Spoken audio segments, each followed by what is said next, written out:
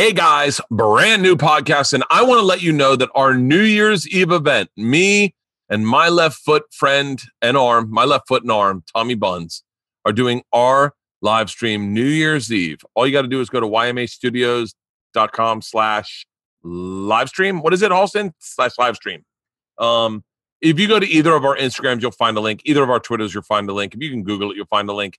It is going to be awesome. It's going to be an extravaganza. We are starting, I think, at 7:30 our time, which should be 10:30 East Coast. And we are planning on, based on someone's dependency to Oxycontin, we are planning on going until midnight. He may be passed out with his leg up in the air and his arm propped, but we are going hard as fuck. I can't wait.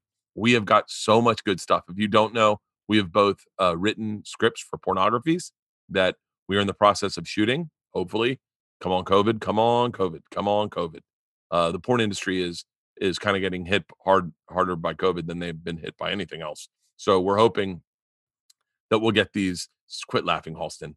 We're hoping we get these shot so that we can show them to you on New Year's. That's our plan, and it's leading up. Obviously, we have the fall footage from Tom Segura's attempted dunk. We have surprises that Tommy doesn't know about that we are setting up. And we have lots of booze, lots and lots of booze. I just got my CT scan from my doctor's visit. I think I talked about that maybe on a podcast. If you're wondering, we have 0% calcium in my heart. 0. I got a perfect score on my heart. My heart is shockingly healthy. Shockingly healthy. Your boy's gonna live forever. Well, let's pause on that. We still have a full blood panel. I just went to the cardiologist today. I will tell you this. And I'm being sincere right now. Definitely sign up for our live stream. But if anything, and just take a second and listen to me. If anything, my experience with being with Tom through his injuries and going to the hospital with him, seeing our healthcare workers, seeing our first responders, all the people that are dealing with what's going on right now, it made me realize a great deal about health as I smoke a cigar. By the way, I am having a dry December. And what are we, 15 days in? We're going smooth. I feel good. Blood pressure's down. It's perfect right now. Blood pressure, EKG was all perfect. But I know I went to a cardiologist. I went to a cardiologist because I've been dodging this motherfucker. I really have. I've been pushing this appointment off because I didn't want to deal with what was the truth. That is a problem with Bertsky. I didn't want to deal with any problems that I had caused on my body and I thought were irreparable. My heart, I didn't want to stent. Didn't want to go in and then going, you have blockage in the widowmaker. We got to put a stent in. I didn't want to deal with blood pressure issues. I didn't want to deal with plaque in my veins going to my neck. I didn't want to deal with any of this shit. I sat with Tommy, and I will tell you, I don't mean this lightly. He was like a hero to me. Watching him deal with his broken arm and broken knee. I guess he didn't have any other option. I mean, I understand that, but he was just like, let's do it. This is what you do, man. Like, let's get this done. Like very took control of the situation. Watching him take control of his health for his family was beyond inspirational for me. It was a very pivotal moment. I know I've shared this with you.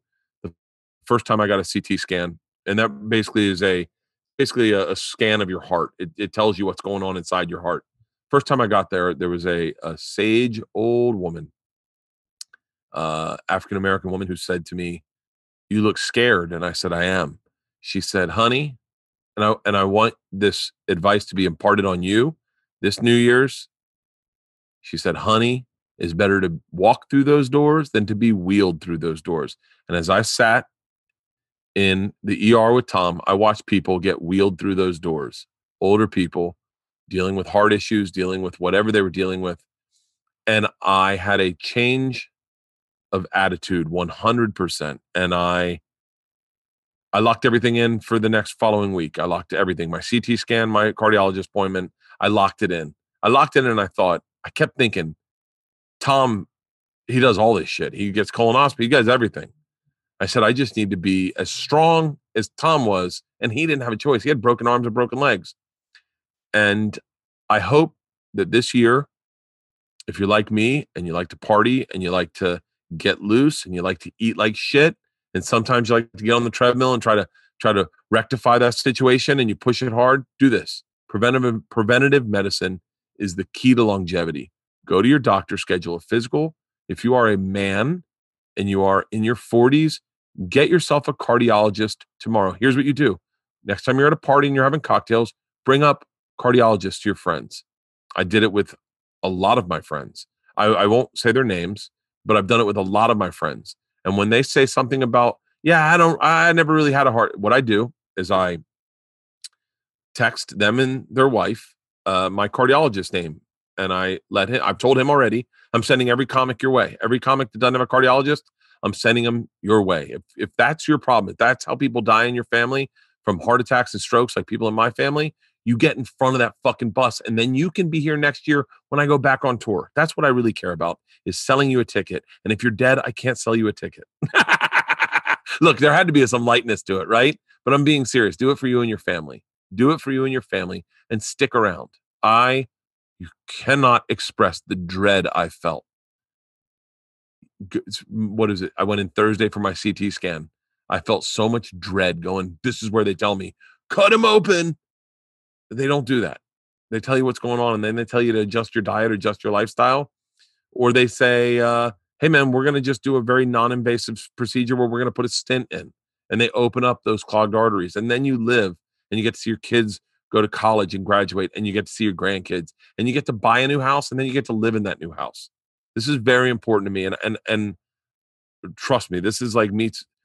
I have really hard issues with this. I turn into a baby. I become a victim, all the shit. Driving over the hill today, I called Rogan on my ride to I wanted some solace in a fix. Anything else we can fix. We got a healthy heart, and that's what kills people in my family. Don't have yet. Look, if you're overweight and you got that shit in your family, and you say, I want to meet a beautiful, go to a cardiologist. They will inspire you to lose weight. They'll get you on the right program. I remember I was fat as fuck, and I wanted to meet the woman of my dreams, and I lost a ton of weight, got down to 186 pounds, and I met Leanne, and then I gained all the weight back. But today I went to the doctor, and I know that in months. So it's the reason I'm pescatarian this month. I'm being pescatarian this month because right now I am 241.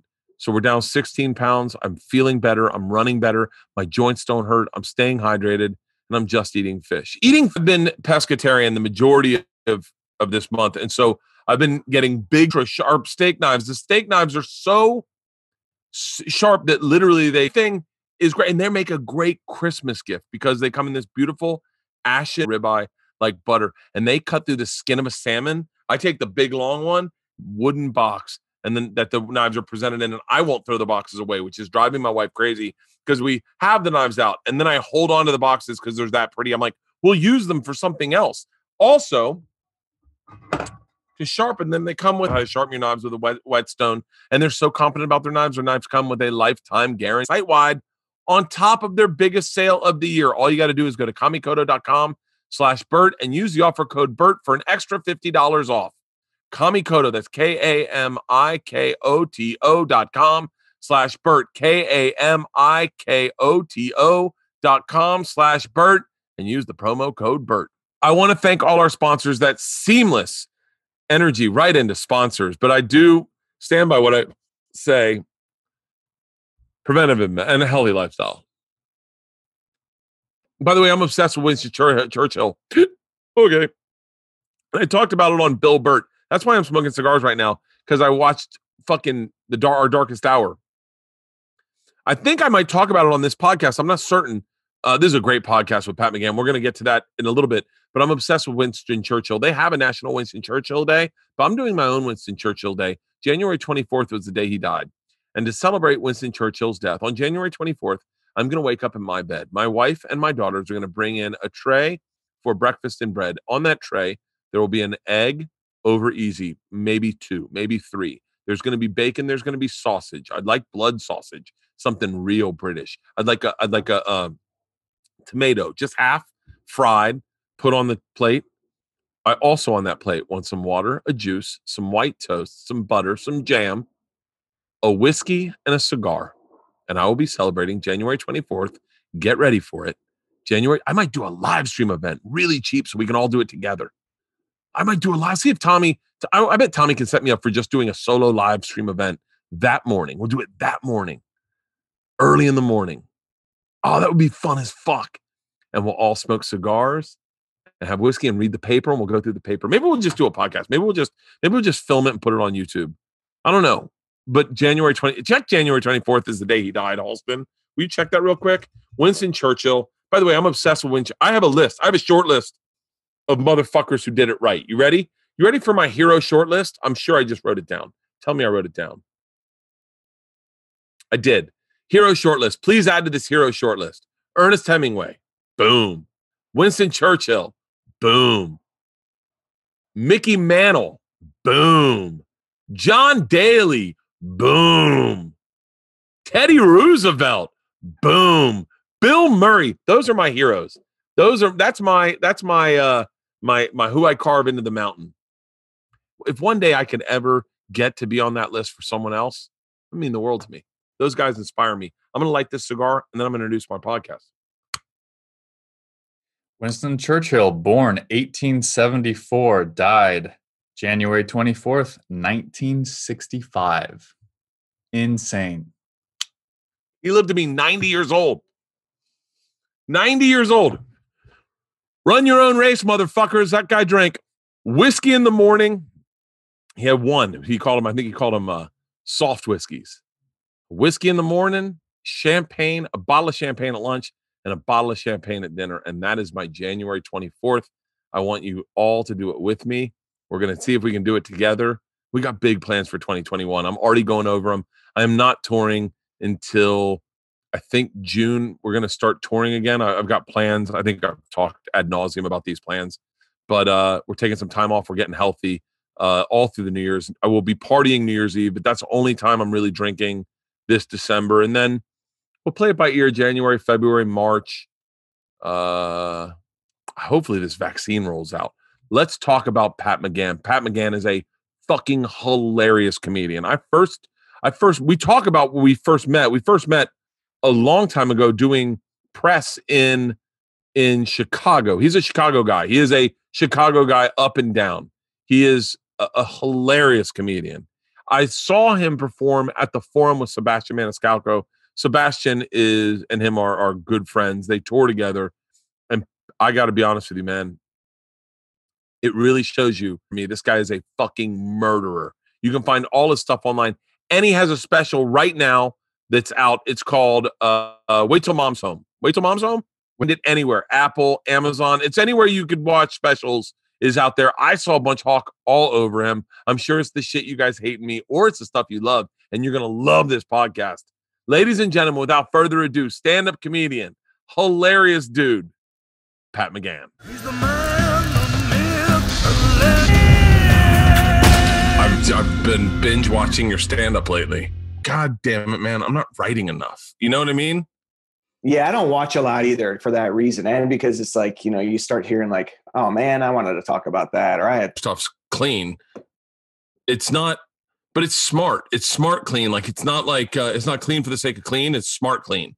And I feel like the whole time I'm like, it's almost intentional about being clean for whatever reason. I just felt like now I just want to I realize after doing it for a while that but I'm able to do, take them out. And if I have to do corporate gigs or to, be in a situation where I don't have to, can't use it. How much has your style changed from when you started? I think it's changed a lot. I didn't know really much about it. I just kind of, I started late. I was like 31 and I went to, I thought comedy was Zanies in Chicago. Like, well, you started at 31? Yeah. That makes me so happy. I started late, man. I started when I was 26, and I always felt like I looked at guys like Dane Cook, who started when he was like 15 or 16, and I was like, I remember just going like, I'm just trying to pace myself to catch up with them, Right. But do you think that, like, were you jealous of that, or did you come to appreciate that, like, I was a normal person for a long time and can talk about a lot of stuff that I didn't look at through that prism of being a comic? That's a very interesting question. I was jealous of it because I thought they know things I don't know. Like I remember, industry guys, they're like industry comics that are, and this is going to sound people are going to go bullshit. But Ari Shaffir is an industry comic. He's known the industry more intimate than I have. He knows casting directors. He knows executives. He's got relationships with executives, like close relationships with, I mean, I'm sure at one point, almost all executives. I've never known that. I've always been on the outside. And I'm not saying Ari's not on the outside. Ari, I think, has forced himself onto the outside at times. But Dane was someone who knew executives, knew casting director, knew people. Like, I always felt like those guys knew things I didn't know. And I felt like, so I always felt really on the outside, like genuinely on the outside to a fault. And I think it hindered me.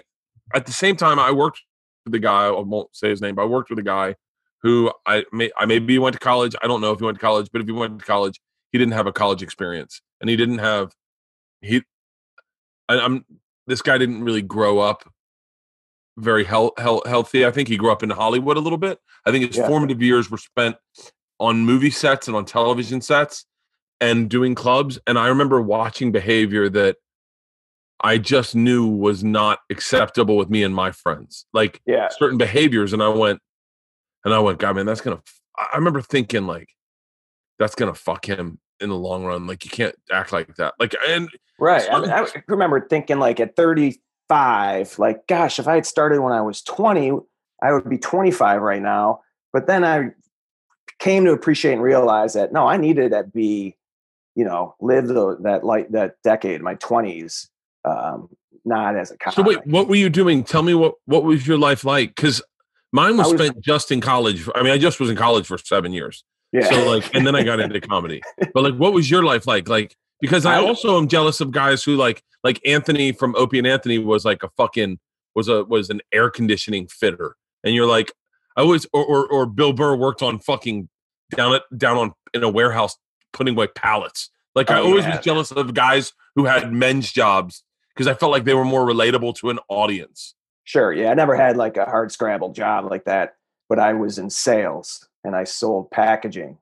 And I was, like a commission sales guy. And it was not really like, I didn't even know how I ended up doing that. I just liked people, and I majored in history in college. I thought I was going to like coach basketball. Where'd you go to college? I went to University of Dayton. Really? Yeah. That's like, supposedly, I'm looking at colleges for my daughter. By the way, shout out if anyone's got a college sales tip to send my daughter to the great college, hit me up. Send it to bert@bert.com. Like, if you got a video of you of like, I'm all obsessed about colleges right now, but University of Dayton is put down as one of the most fun schools to go to as far as activities there are. That school is a blast. And it is almost like, when I went to Dayton, there was not a lot of Chicago people going there. And now it's like wildfire here. And it is in the Midwest. It's just, it's a blast there. It's all house parties and it's all open. You don't pay for, like, when I remember going to visit buddies at other colleges and they're like, it's $5 a beer over at this house, or, you want a cup, it's $10. At Dayton, it was just like mi casa, su casa. Everyone just comes in and out. The student neighborhood, they call it the ghetto. It's insanity. I mean, they used to have to like shut it down for St. Patrick's Day after a while because the kids were just, going nuts. It's a party school, but it's a good school too. It's not like, it's not completely out of control, and you still get a good education, I think. Hey, Flight was developed there. That's where they learned how to fly. Yeah, the Wright brothers. Wright brothers. Hey, wait, when you grew up in Chicago, right? Yeah. And then where in Chicago? Not that I know Chicago, but like. So I grew up on the South Side. No. I actually met you one time, Bert. You were in town for, you were at the Improv, and you were, it was in my neighborhood, to give you perspective. So you'll know. Schaumburg is the South Side? No, Schaumburg is the northwest suburbs. But remember, it was like a St. Patrick's Day remote. Yes. And you were there with Tony. Yeah. Yeah. And it was like Friday morning. It was like 7 a.m. And it was a remote for St. Patrick's Day. And that's right where I live. I live in that neighborhood. Oh, really? So that's the south side of Chicago. It's just the last kind of neighborhood in the city. It's a lot. The only thing I know about the South. The only thing I know about. Oh yeah, because I heard you talk about like fucking Ward, 19th Ward. Yes. Yeah. And that's where I live now. So it's like a lot of cops and firemen. They have residency laws here in Chicago. middle class Irish Catholic neighborhood. Everyone here is like, what parish do you live in? It's very much like, where'd you go to grammar school? Then like my neighborhood is not like really attached to that. It's more, that was like out in Orland Park. Yeah. And it was an interesting club to start at because it was predominantly black when I worked. Started coming through after that would be improv. Yeah, I started working the improvs. Right after I had kids, I started going strictly improv. Yeah, right. Yeah, I always had a good relationship with improv, but it was always strange because I was like the house MC at Zanies, so I never really worked the improv. I would do like privates there sometimes, and I always had a cool relationship with them. But I was kind of had this exclusive deal with Zanies because I was house MC. So it's like I got to meet so many comics that came through. But if you work the improv and didn't work Zanies, then I never really got the chance to connect with those comics. I never worked Zanies. A guy named Bert owned wife Barb, but Bert runs it. It's so funny. I always thought Bert should help out other Berts, but I've never had help from another Bert in my entire life. Really? I've met two Berts in my life. Came up to me one time and thought he was in a different fraternity than I was, and we both had the same really good friend. Or we had one friend that was like that I grew up with, but then he was in a fraternity with, but we were in different fraternities. And she came up to me and started talking to me and talking about this mutual friend. And I was like, oh yeah.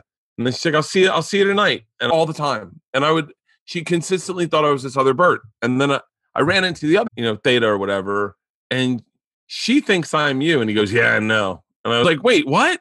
He was like, yeah, I have a girlfriend. I go, I have a girlfriend, mixed up last names. And then he just went with it, like going, fuck it, I'd rather Bert cheat on his girlfriend than me. And then let me think. And then I did a TV show with one. Bert Sugar. There's a Bert Sugar out there. I was like, how do they not know about me? Like, I know about all Borth. He runs a couple of Funny Bones, and how the fuck does Bert hit me up and just send me a text and be like, yo, Bert, I know the struggle. Like the first two got filthy with these.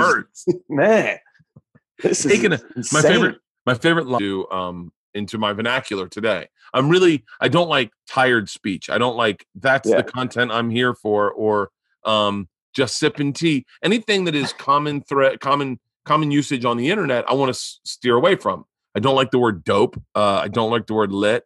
I don't like those things. Sick. Add language all the time. I'm trying to do better. Right. My one that when you said it's filthy with these Berts, I was listening to Ron Reagan talk about his dad, Ronald Reagan, and he said he gave way to low effort thinking. And I thought, low effort thinking. How often do I give way to low effort thinking? Like where I just go, low effort thinking really in essence speaks to the Republican Party in the 80s, where it was like blame black people for the problem. Just really got me thinking like, that is a pandemic. Allow yourself empathy and figure that things are too complex to kind of put too fine of a point on it. That's another one I'm working. Put too fine of a point on it. Yeah. So you just give way to low effort thinking. I've been obsessed with trying to pull out when I see low effort thinking. Like people just don't want to do the critical thinking. So he said that his father gave into that, like listen to that, like allowed that around him.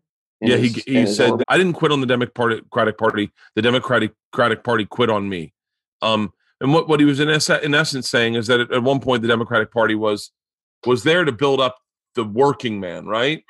But then at some point, the Democrats realized, oh, black people are also working men.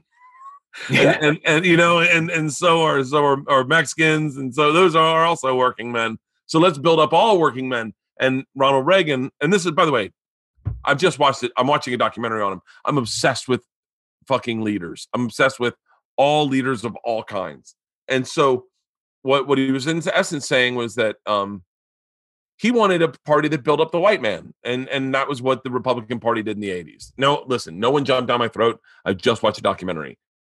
Don't get me started on Stalin or Kim Jong-il. By the way, Kim Jong-il, can I tell you this where my head's at? I as a comic, I think we always try to see the opposite side of the fence. Yeah.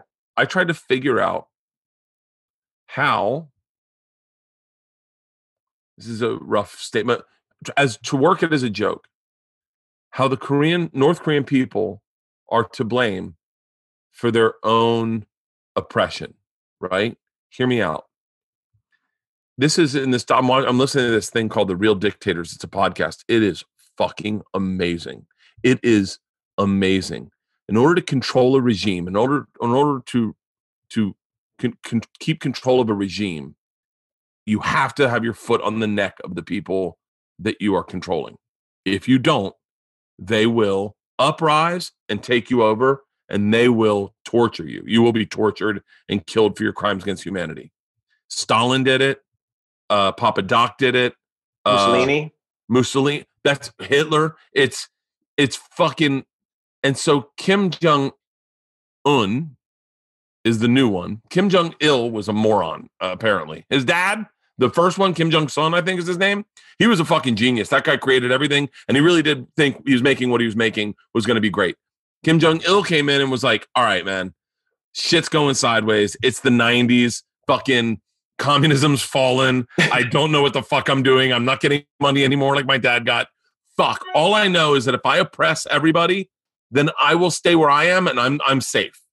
Right. So that's what he did. And he caused one of the biggest famines that the world's ever known. Millions died in that famine. And then his son came in, and his son went to school in the West, and his son was like, I think was kind of like, fuck, wouldn't it be cool if we had the NBA here? Wouldn't it be cool if we had Disney here? Wouldn't it be cool if we had shit here? But he only has one option. That option is keep his neck. Because think about this, if you allow people to voice their opinions and to have freedoms, real quick, they're going to go, let's kill this motherfucker first. And that's what happened to Bobby Knight. Right? Break it down. Break it down. Tell me, keep going.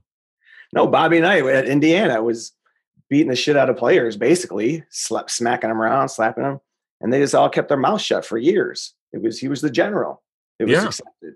And then in the, probably I was in college, I think, late 90s, mid 90s, when one of the players was like, this is insane. And then roll the tape. Practices were videotaped. And sure enough, Bobby Knight's grabbing the kid by the throat.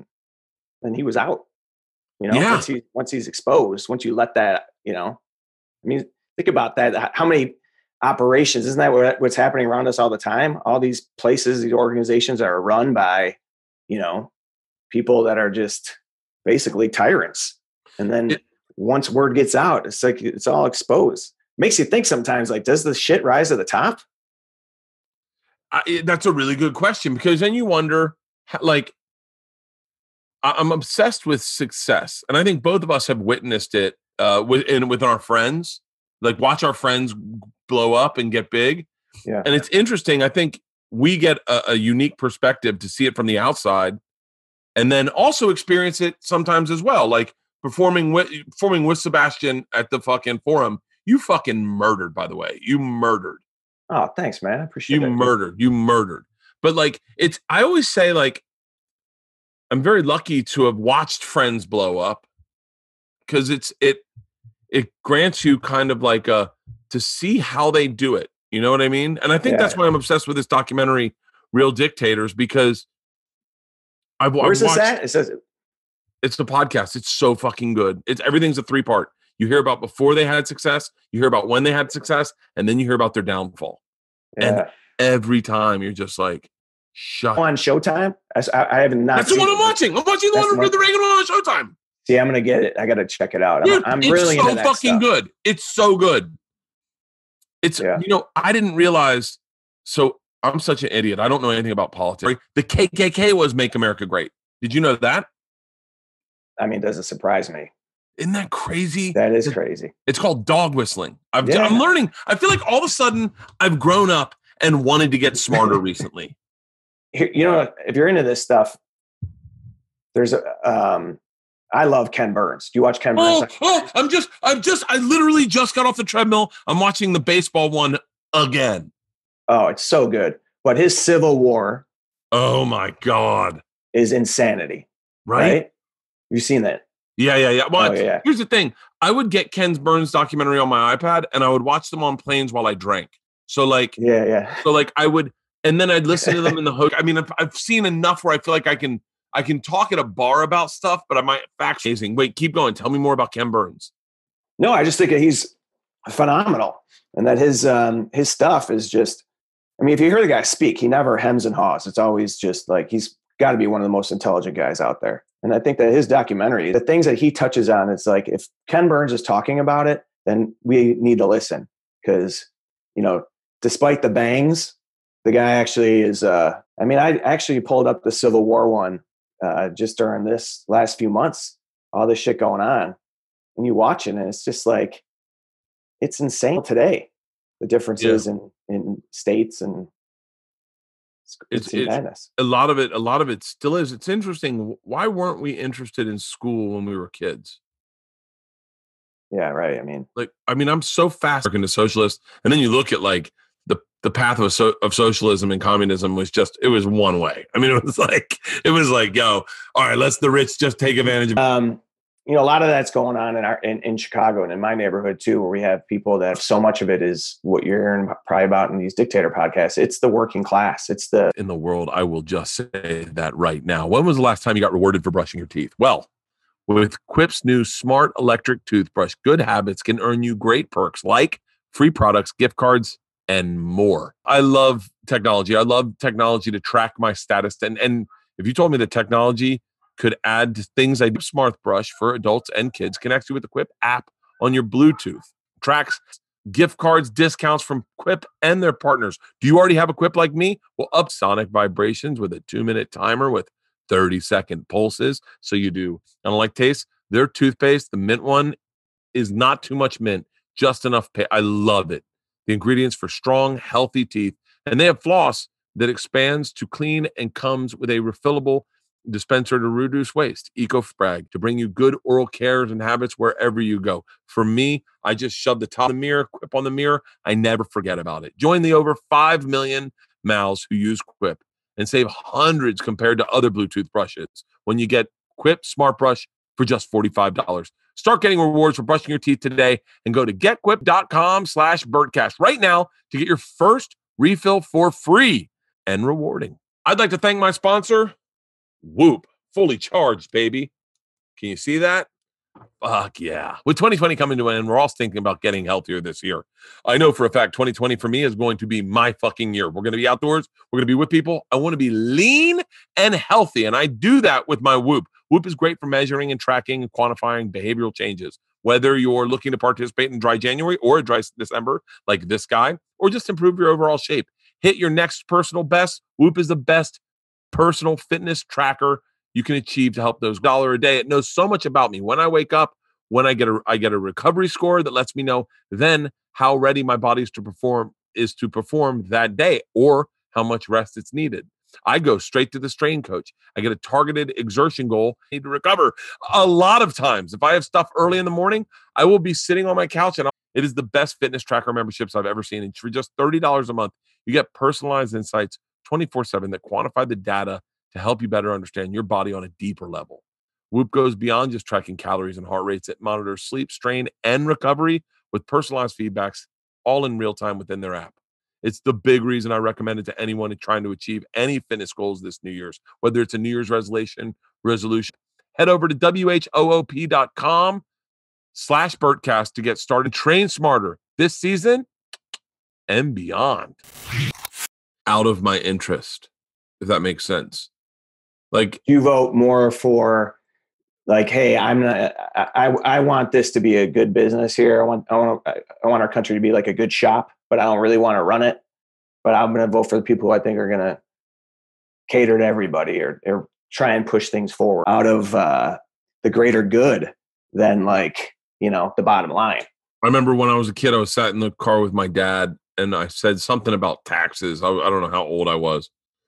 And my dad said, and this is like just stuck with me. He said, your obligation when you get money is to help the less fortunate. That's your obligation. That's why you got to be cool with paying taxes. Your life's great.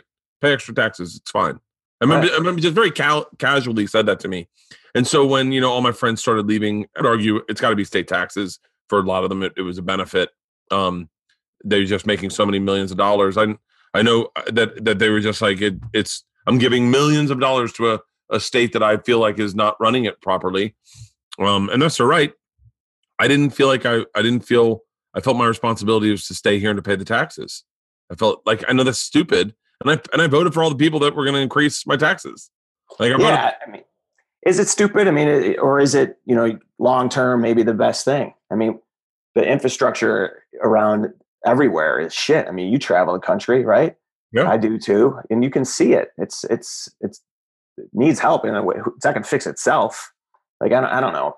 I never want to be like, about the taxes. And sometimes I think, when you, the trickle down thing doesn't seem to ever work. mm-hmm. And that was always the platform. They just buy yachts. I mean, yeah. Like, listen, look, I'll tell you, I'll be real candid. I have a little money and I just buy nicer shit. Right. If you didn't tax me, I would just buy even nicer shit. I'm not trying to be a fucking asshole here, but like I wouldn't just start opening new businesses to help people. I wouldn't be putting up hand washing stations under underpasses for homeless people so they didn't get COVID. I would just be like, oh, cool, I'm getting a bigger house. What's the craziest shit you bought? What did you have your eye on? What were you like, dude, if I ever, like, when I start selling out theaters and fucking had my own tour bus, by the way, you got to love that bus. I see you on that bus. That's up your alley, huh? Yeah, I wonder. Don't even get. I tell you, the most extravagant thing I've ever done was get a tour bus. Is that like, and I didn't buy it, but I rented it. But just doing that was like a big, it was a big goal for me. Was because I never understood. I always believed that as a comic, you're, and maybe this goes back to my what I believe my politics are or whatever they are. Is I believe my responsibility was to not bring an opener, to go into local markets and to foster local scenes by giving people opportunities to work where shows were sold. So to foster the scene, so local comics could still work. Because if everyone brings their own comic, then no local comic ever is around. And then there's two scenes, LA and New York. You either move there and hopefully befriend a headliner and work, or you just don't ever fucking work. Right. Yeah. And so I believe that. And I had some fucking piece of shit opener. I mean, like, I had, of course, so bad that you, and no club owner was ever empathetic to the headliner that they were unaware who they were, didn't book. Hollywood had brought in because they have to pay their tax to the Improv or pay their tax, or the owner brought in and the manager didn't know you, so they brought in a fucking banana strong fucking the guy going up before you is taking his shirt off. You're like, what the fuck is this? Dude, Jason Wrestler. He was so fucking funny and so fucking strong. And the manager at Laughs Unlimited, it was actually the Green Room in San Francisco, but she was the same manager. Her name was Leslie. She brought in Jason Wrestler because almost to like show me that like LA comedy sucked. And he he forgot he was featuring, and he did his time. He didn't go over time, but he forgot he was featuring and didn't bring me on stage. Just said, I'm going to be out selling merch. If you guys want to come out after my set, I'll say and just forgot that because he was a headliner. Yeah, and so he got on stage, like half the room walked out with him. And I was like, what the fuck? I was man. God damn it. And I decided to go on stage. And at that point, you feel like you're under the gun. You feel like no one wants you to win.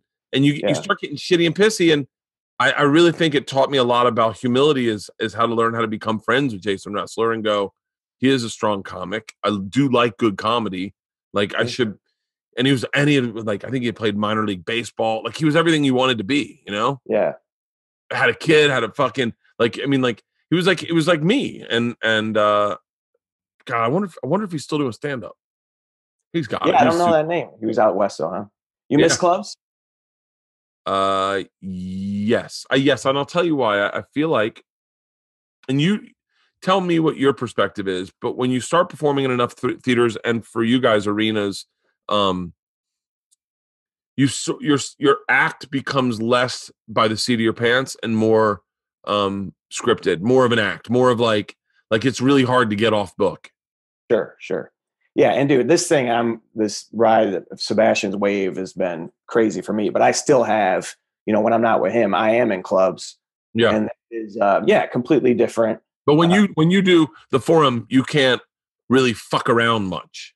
No. And that's where I'm at. That's where I'm at is like when you're doing, say, even now I'm doing drive-ins, and when you do a drive-in, you really don't, because, and especially the colder it got, the more they would just be in their cars. But then when they were out of their cars, it was a very different vibe because everyone was out of their cars. It was summer. Everyone was people had fires. They had water in the back of their fucking trucks. Everyone was like, people were grilling out. It was really fun. And dude, that was so great to see. And I got to tell you, like, as a comic, and probably on behalf of a bunch of comics, thank God you were doing that. Just knowing that was happening and going on, that stand-up was still living, dude. You really deserve some credit for that. That was fucking badass. Was it great? It was a blast. It was very it was a blast. It was there were parts of me that got a little frustrated at times because you would hear people talk shit about it, like just shit on you. And you gotta kind of take it for what it's worth and just be like, okay, like, and then other comics would hit you up and be like, yo, I want to do some, can you give me some advice? Or you'd hear, and it was cool to share the experience with comics that had done it, to give it things. And then there were comics that were like, that's not real comedy. And you're like, okay. I mean, like, and then you want to defend it. I wanted to defend it because I, kind of was at the base infancy of it, because I was the one that called my agent and said, see if we can figure this out. And so in a weird way, I'd say it was my idea, but it wasn't my idea. People were doing it. Music industry had started it. There were some musicians doing it. But as far as stand-up, I think I was the first stand-up, maybe probably not. I'm sure there was other guys doing it, but I'm just saying I wanted to defend the concept of it because to me, it looked like you were doing it the right way, man. I'm surprised to hear that you got any.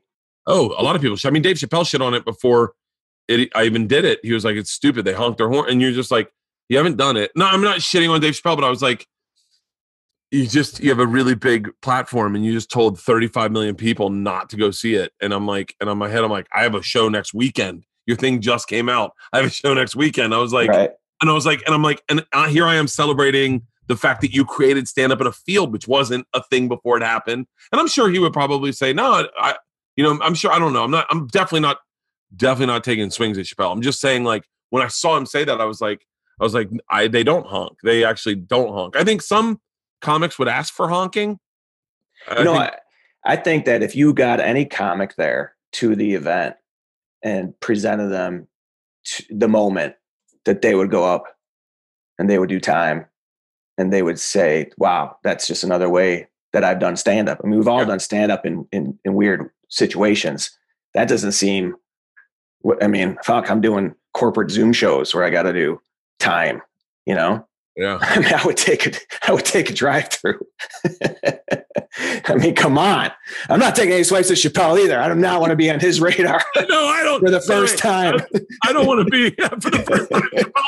Who the fuck are these Pat Bird motherfuckers? I know 3 Pats in comedy. I know 4 birds and 3 Pats. And fuck them all. Fuck all of them. No, it's like here's the thing is that when you're, and sometimes I bet Dave Chappelle was like, man, I wasn't trying to fuck with your business. I wasn't trying to fuck with you. I wasn't shitting on with what your paper. Doing. What's that? With your paper? Yeah, I wasn't trying to fuck with your paper, Bert. But you forget how big of a platform you have when, I'm sure he probably forgets how big of a platform he has at times and says things and he goes, man, I'm just talking shit. I was drinking or whatever. But yeah, so I was defensive of them. So like when people started to go do them, I would hit them up and tell them like, this is how I did them. And I had a lot of work around of watching what didn't work and watching what did work. Like a longer show didn't work compared to like an hour and 5-minute show for me on stage. Like the longer you went, that didn't benefit. You kind of started losing interest, and you had to start at a certain time. If you started in the daytime, they couldn't see the screen. There were like a lot of things that I worked out that I was super protective of it. And then towards the end, I stopped getting protective at all. And I was like, oh, fuck, everyone's going to have their own experience. Everyone's going to have their own fucking opinion. I had fun. My fans had fun. That's all that fucking matters. It's like, I remember people shitting on, I remember a person shitting on, not people, one person shitting on Rogan for doing doing arenas, and Rogan's like, "What the fuck are you talking about?"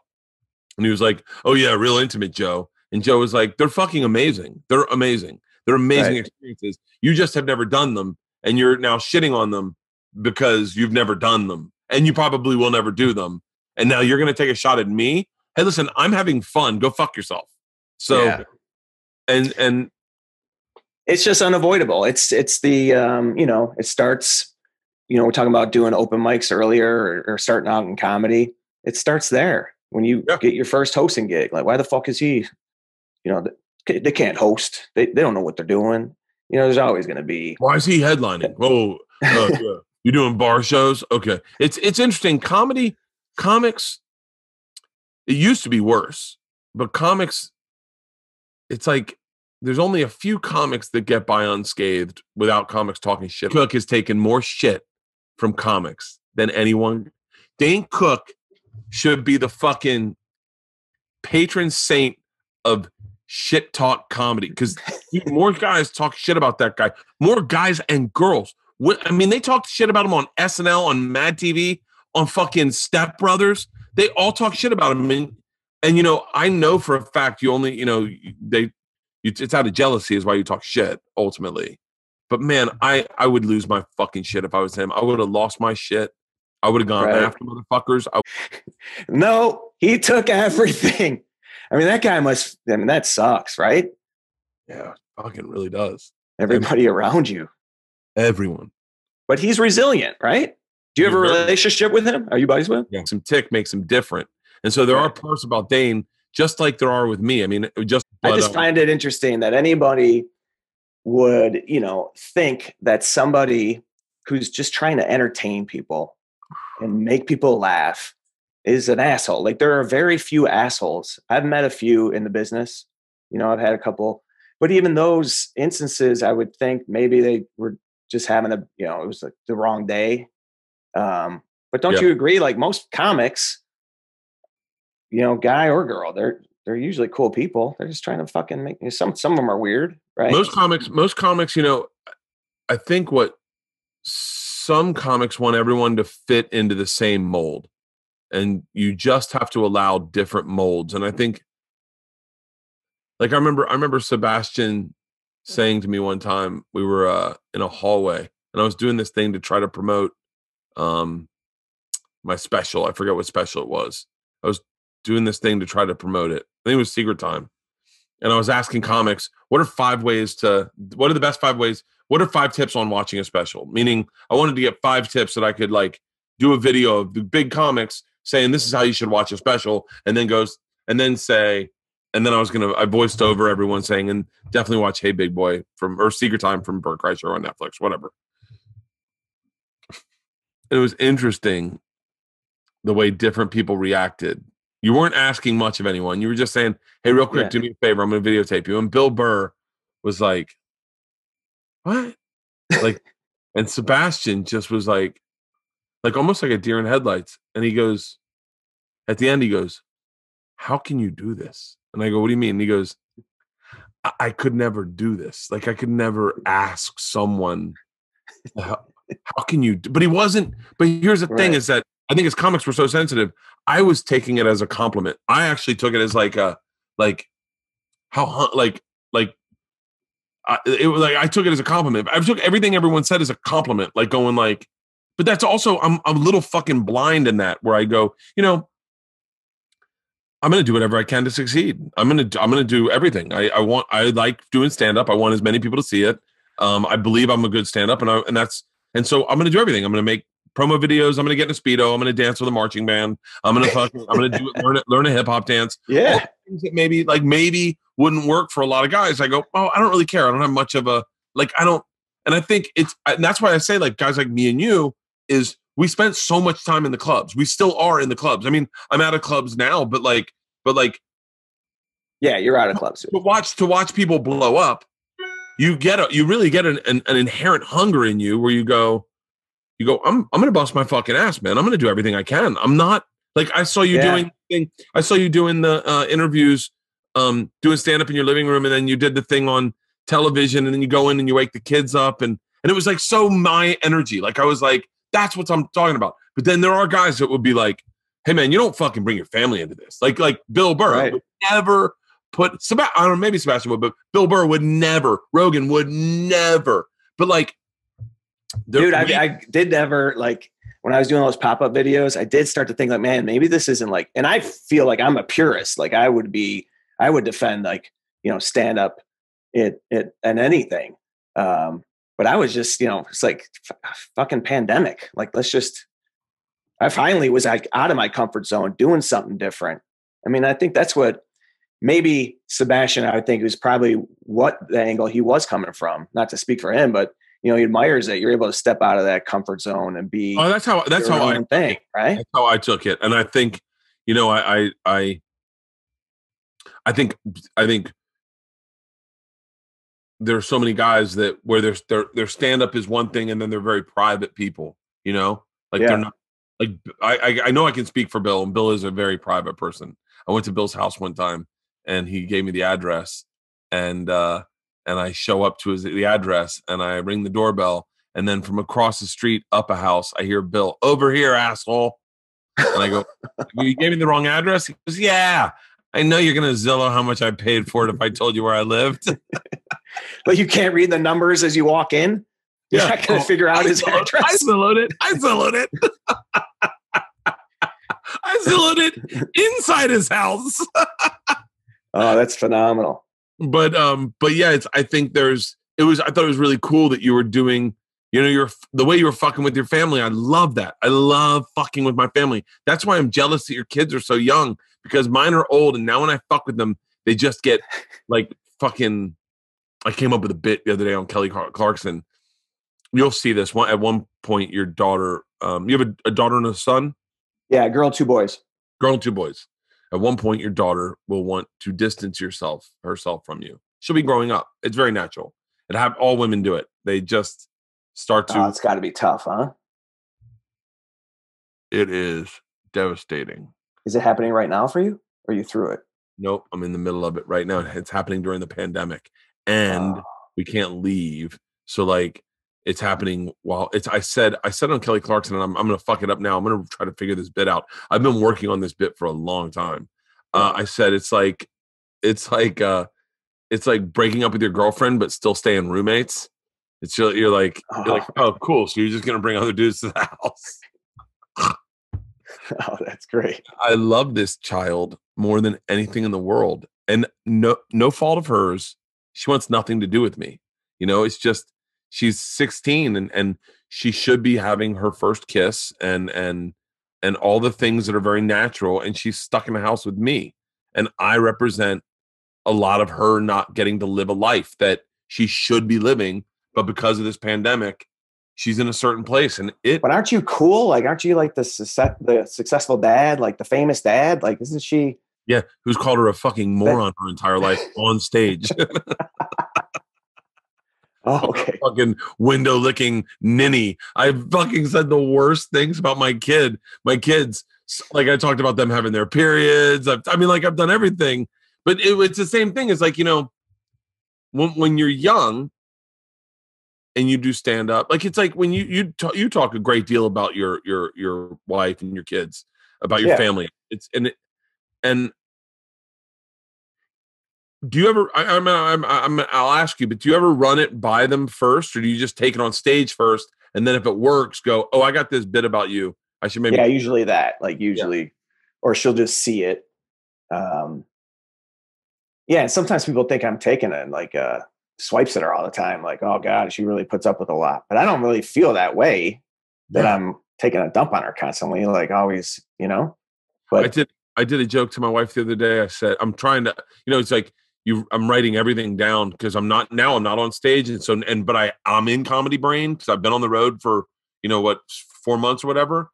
Yeah. And I was I don't know if this is my wife or if this is all wives, but I said, this is my impression of me trying to call to my wife in my house. And it escalates. I go, Leanne, what the fuck do you want? I heard you the first time. And I'm like, yeah, but I didn't hear you reply to me the first. Like, I'm not sitting here going, fucking whore. Like, and so, right. And then she goes, "Don't do that on stage. That's not what I sound like. I don't go, what the fuck do you want?" And I go, "Oh, but yeah, but that's how I hear it. That's how I hear it." And she goes, "Yeah, but that's not what I say." And then I was like, "Hey, you don't get to tell me how to do my act, okay?" And then I was like, "Oh, I guess now I'm turning her into a cunt as opposed to just letting her be the human being she is." Sure. Yeah. Have you given that more thought, do you think, these last few months? Because I think that like all this family time it's going to soften a lot of people, maybe a little bit. Yeah, I've thought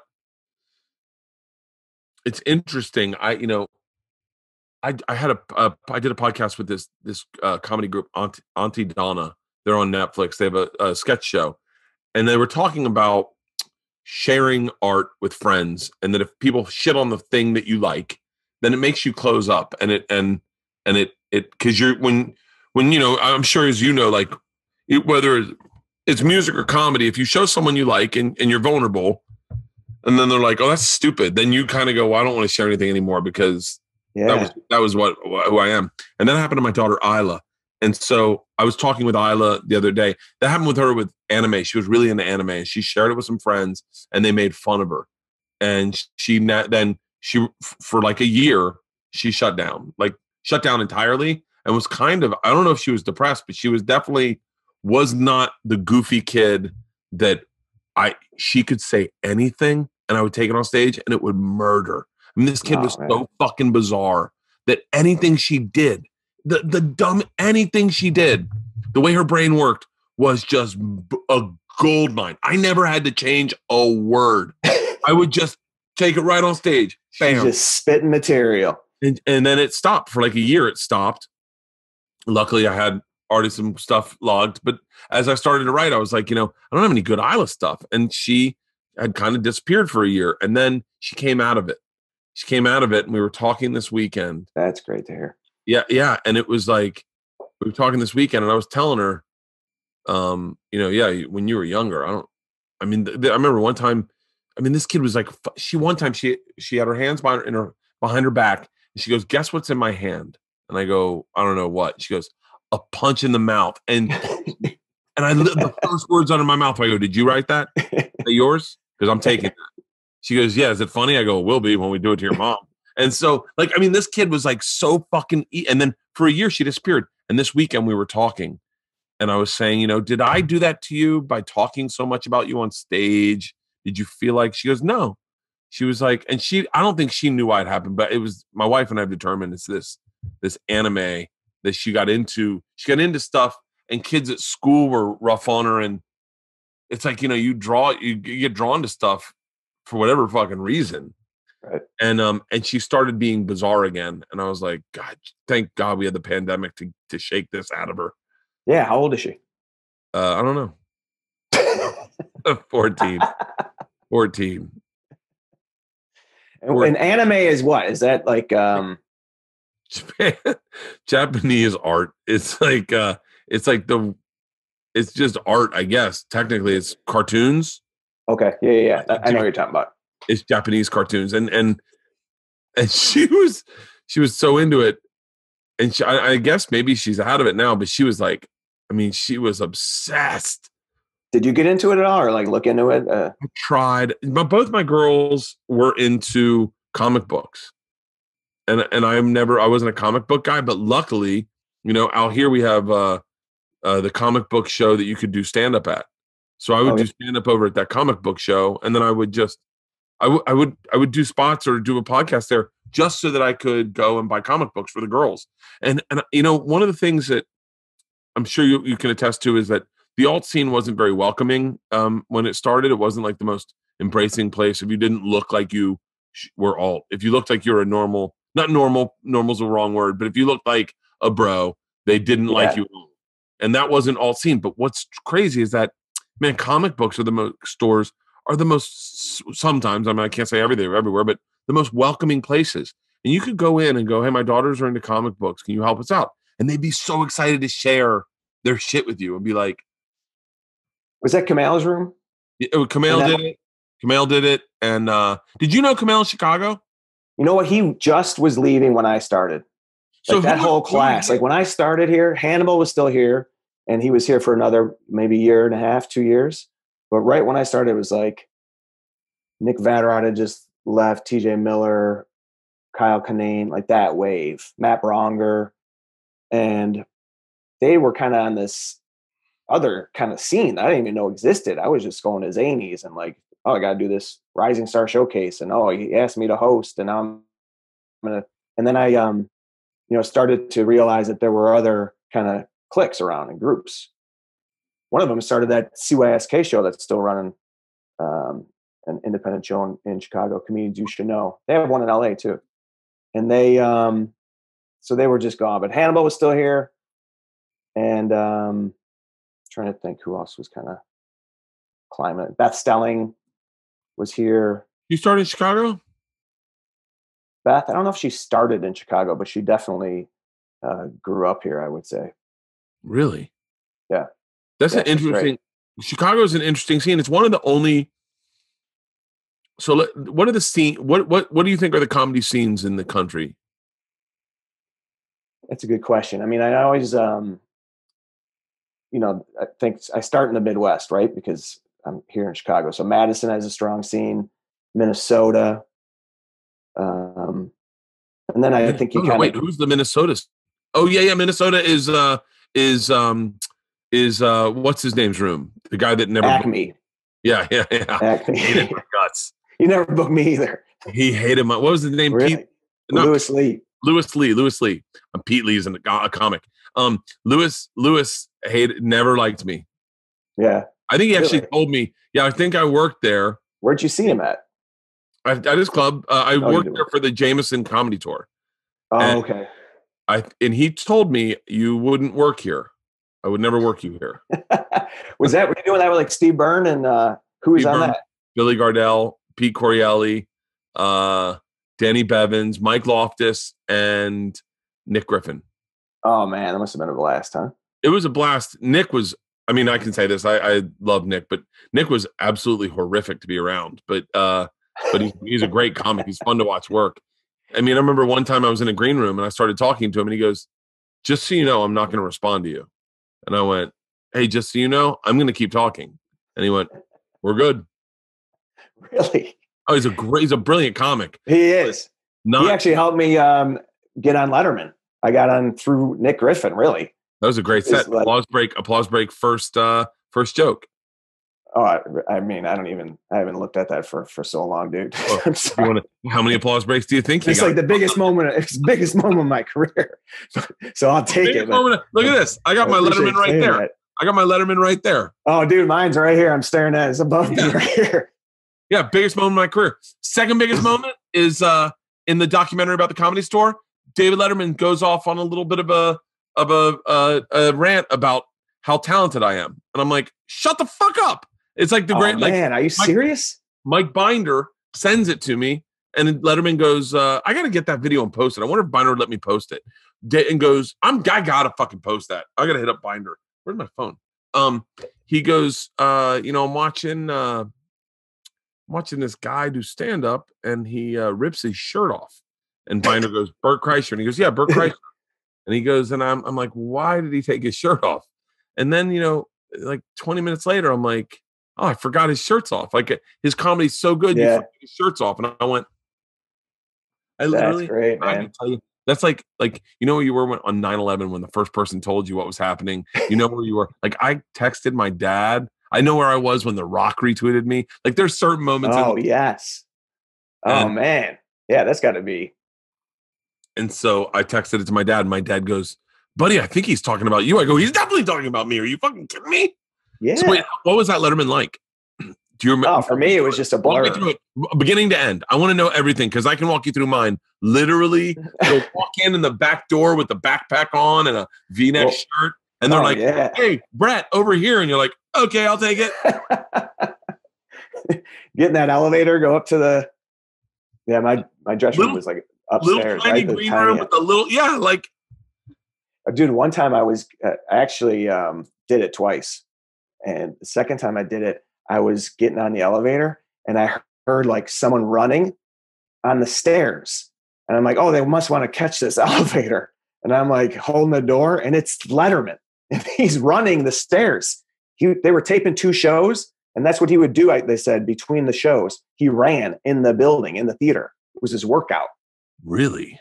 And he would look at me like, shut the fuck up, like get out of my way, you know? And I'm like, I got my suit like all geared up, so nervous to begin with. Who are you on with the first time? Who are you on with? The first time I was on with Kevin Bacon, who was the other guest? Bill Hader. Was it Bill Hader? Yeah, I think it was Bill Hader. Did you say hi to any of them? I said hi to Bill Hader because we were like right next to each other, our dressing rooms. And I think I did say hi to Kevin Bacon because like they hold you in this like dressing room for the first half hour of the show, right? And then they bring you down to like the real green room. And that was like, that was like total blur. I was just like so in my head.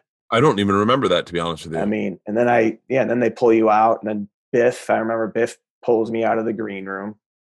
And I always remember this dude at the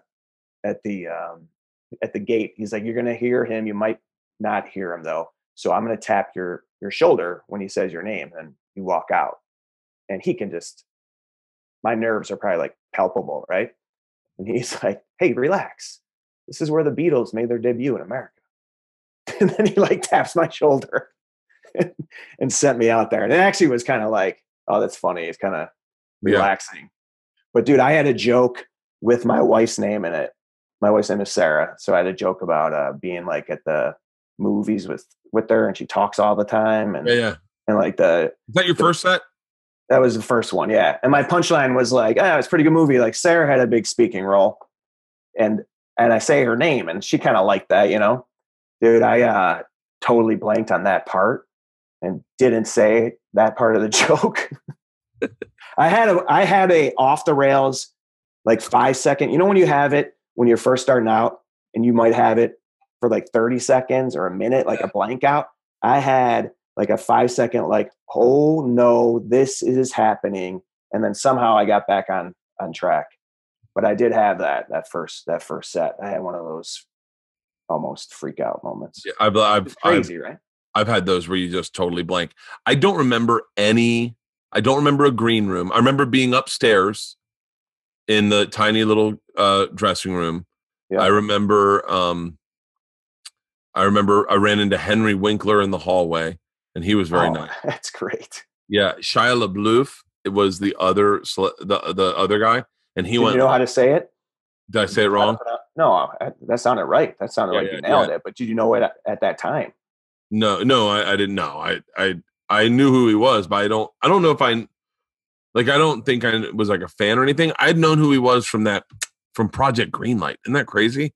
Like that's gosh, only I remember that. Yeah, he was in Project Greenlight. Oh, I forgot that. So that's why I knew who he was, and so I was like, oh, I know that kid. I'm sure he had done a movie after. I don't think he was who he is today. I know he got arrested a couple times, but I don't. But did you say hi to Henry Winkler? Did you get like a pic with him? Oh yeah, I didn't get a pic with him. I said hi to him, and then I saw him the next day at Sirius XM. By the way, you ask him to promote your special. You're like, Fonzie, tell everyone to watch my special. No, you know what I did? I was at Sirius XM the next day, and he was walking through the hallways, and I was doing Opie and Anthony, which was my big get. I mean, Letterman was big, but I was such an O&A fan. Yeah. And I was like, to do O&A was like they were like, they only had me on because I had just done Letterman, and they're like, dude, got to have you on. You just did Letterman. And Henry Winkler was walking through the hallways, and they go, oh, shit, it's the Fonz. And I said, you guys want him on your show? And they're like, yeah. And I opened the door. I go, Henry. And he was like, oh, Bert. And they're like, you're friends with Fonzie? And I was like, yeah. And I brought him in, and they're like, shut the fuck up. But I had just met him. I'd met him the night before. Henry. He's like, oh, Bert. And because my daughter's dyslexic, and we had talked, and he's dyslexic, and we had talked about dyslexia in the hallway. And so that I get downstairs, and they're like, listen, I remember Eddie Brill had told me, by the way, I'm very hesitant because I know Eddie doesn't have a way to retort to this, and I'm not talking shit about Eddie. Eddie's a very sweet guy, and he's always been of life. Is sometimes, I get caught up in fucking PR. Podcasts were never that when we started, but their outreach is so big that to talk negative about someone seems really unfair, in my opinion. So I'm not talking negative about Eddie. I'm trying to talk honestly. So hopefully if Eddie hears this, he goes, Yeah, that is pretty accurate. I remember Eddie telling me Letterman would not like me because I was very dirty. I was very dirty, and he was like, I know what. When he was booking it, he Yeah. sat with me and he told me, Letterman doesn't like certain type of comedy, and what you're doing. Sure. And so I got there, and I guess Shia went long, and Shia's segment went long, and they said, so just so you know, we cut your segment to, and I was like, yeah. okay. I was like, okay. And Biff told me, he was like, just giving you a heads up, they've cut it down to 2 minutes. Unless Dave really loves you, then maybe you'll go longer. But it's so just get your segments, get your head ready for it. And I was like, okay. And Eddie came up to me and he said, Dave's gonna love you. And I remember going, you already told me he's not gonna like probably the greatest experience in my professional career. Like, just, hey man, I was a lot of stress for something I did well at. And I can kind of like, I mean, come on. When he came over and like shook my hand, I was like, like the green room before and welcoming you, right? And like easing you and relaxing you. Like, you're going out there cold. This is when you first meet David Letterman. Oh, all of it though. Millions of people. And it was such a surreal experience because they cheer for you. And why do celebrities wave? They don't know them. Like, what are they, the fucking Prince? Like, hey. And so I kind of start to wave, and then I was like, oh. And then I see David Letterman on the set that I've seen a million times, and I'm like, holy shit, right. I'm doing Letterman. Moment was, and then because I started laughing, David Letterman gave me, I go, I just got a David Letterman look from David Letterman. And I started giggling even harder. And the role that you get a laugh, and then you make David laugh, and then you make Paul laugh. And then halfway through you go, what's, like, in my head, I go, what song did he play when I walked out? No, he did tell me. And then Justin Stengel the Stengel brothers, I should say both the Stengels, grabbed my cards and brought them into my green room and said, put these in your backpack. We don't normally give out cards, but you should have these cards. And so I put my cards in my backpack. My buddy Cowhead was there the whole time. My buddy Cowhead had come out and we went across street to Charlie Palmer's or something, whatever steakhouse across street. Oh yeah. I had huge steaks, and I got Letterman, Pearl Jam, Wormhole, like went down. And I don't know, it built. And then one time, I guess Eddie Vedder was in New York City Orchestra, Paul Schaefer and them. I mean, they were so legit. Like, I remember seeing them on TV and you're like, oh yeah, they're good. But when you're in that building, it is insanity, right? That atmosphere is pretty electric. It's really electric. Do you feel like I feel like it was a gift from God that I got to do that show. Dude, me too. I mean, unbelievable. In 16 ounces of water, and I love that it's 16 ounces of water. You know, it's 16 ounces of water for long flights or just long road trips. My parents were out here on the tour bus. It can help you with hangovers, which is a big, right around Christmas, everyone's pounding a liquid IV. For me personally, what I do is I take the watermelon one, and they Two Bears, Come on Cave. You know, I am obsessed with hydration. Hydration for me means that my heart rate is slower, my blood pressure is lower, and all the organs in my body get the fluid they need. That's why I'm obsessed with hydration. They've got 3 new flavors. I just one banana. Healthier than these sugary sports drinks, no artificial flavoring, and free of gluten, dairy, and soy. And I'm telling you, the nutrients into the bloodstream is the perfect balance to help you stay hydrated or get hydrated. 1 stick of liquid IV and 16 ounces of water gives you 2 to 3 times the hydration of just a plain bottle of water. This company's donated over 6.7 million servings globally. And in response to the COVID-19, products are being donated to hospitals, first responders, food banks, veterans. Bert at checkout. That's 25% off anything you order when you use the promo code BERT at liquidiv.com. Get better hydration today. Harry's Razors. Let me tell you something. This is an important story. When I was a kid and I first started shaving, and how overpriced these razors are, you'll use it 100 times for Christ's sake. Well, guess what? 2 friends, Jeff and Andy, were just like my dad, and they were tired of overpaying for razors. So they thought most big brands are overdesigned, overpriced, and out of touch. What if we founded a company? Let's call it Harry's. And we return to the essentials, quality blades at an honest price, literally as low as $2 per refill. Harry's founders wanted to sell products they'd be proud of. So they raised a bunch of money to buy steel, and they own the entire manufacturing process from R&D to the factory floor. This allows them to keep the prices so low. Newer aren't raising prices. Their newer blades are so sharp that the guy that is just as smooth as their first shave. And they're confident. They're so confident, they stand by their blades with 100% money back guarantee at Harry's.com. Available online or in stores. Harry's available wherever you shop. Harry's has the greatest offer for our listeners of our show, my show.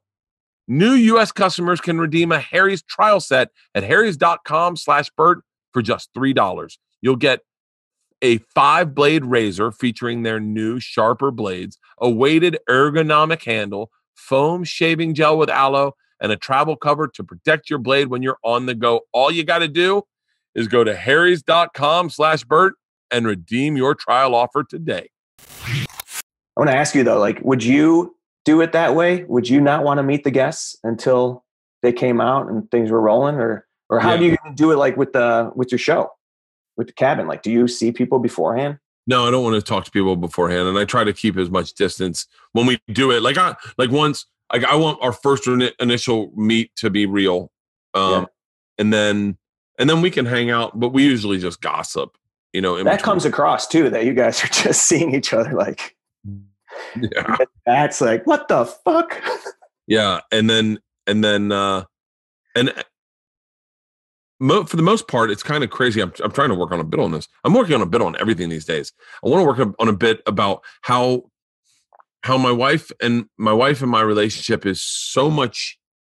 It's got so many more helpers in it than any relationship I ever had before. Because like just cell phones alone, like there's so many times like in the past when I dated girls, if we had nothing to talk about, we just sat there in silence staring at each other. We couldn't just look at our phones and be like, flip, flip, flip. Oh, I just bought this on Amazon. Like, and so, and then I was like, and then me and my girlfriends never had common projects. Me and my wife have daughters. So we're like, hey, can you help me make breakfast? We're like, oh yeah, making breakfast, making lunch. Okay, getting everyone ready. Everyone's out the door. And then you're like, together, we did it. Like me and my girlfriends are just like, oh, you want to fuck? Or okay, we can go get drunk. You want to get high? Want to watch TV? Like, but fuck, I forgot what the initial question you said was.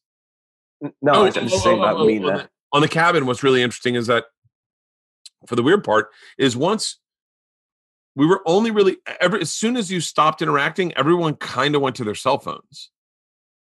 You know? Yeah. Because like you'd interact and everything would be happening, and then most people would just hop on their phone or like be tired because it was a full day shoot, and towards the ends of the days is when you kind of shot seamlessly, because that's if booze or drug or weed came out, then everyone was on for the whole time. Like you just like, don't let the camera stop rolling. Let's just keep rolling.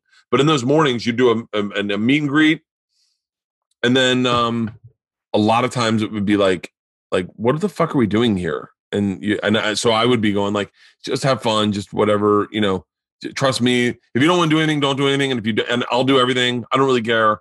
And just to have fun, try to be like improv, like yes and let's just have a good time and we'll figure it out. And then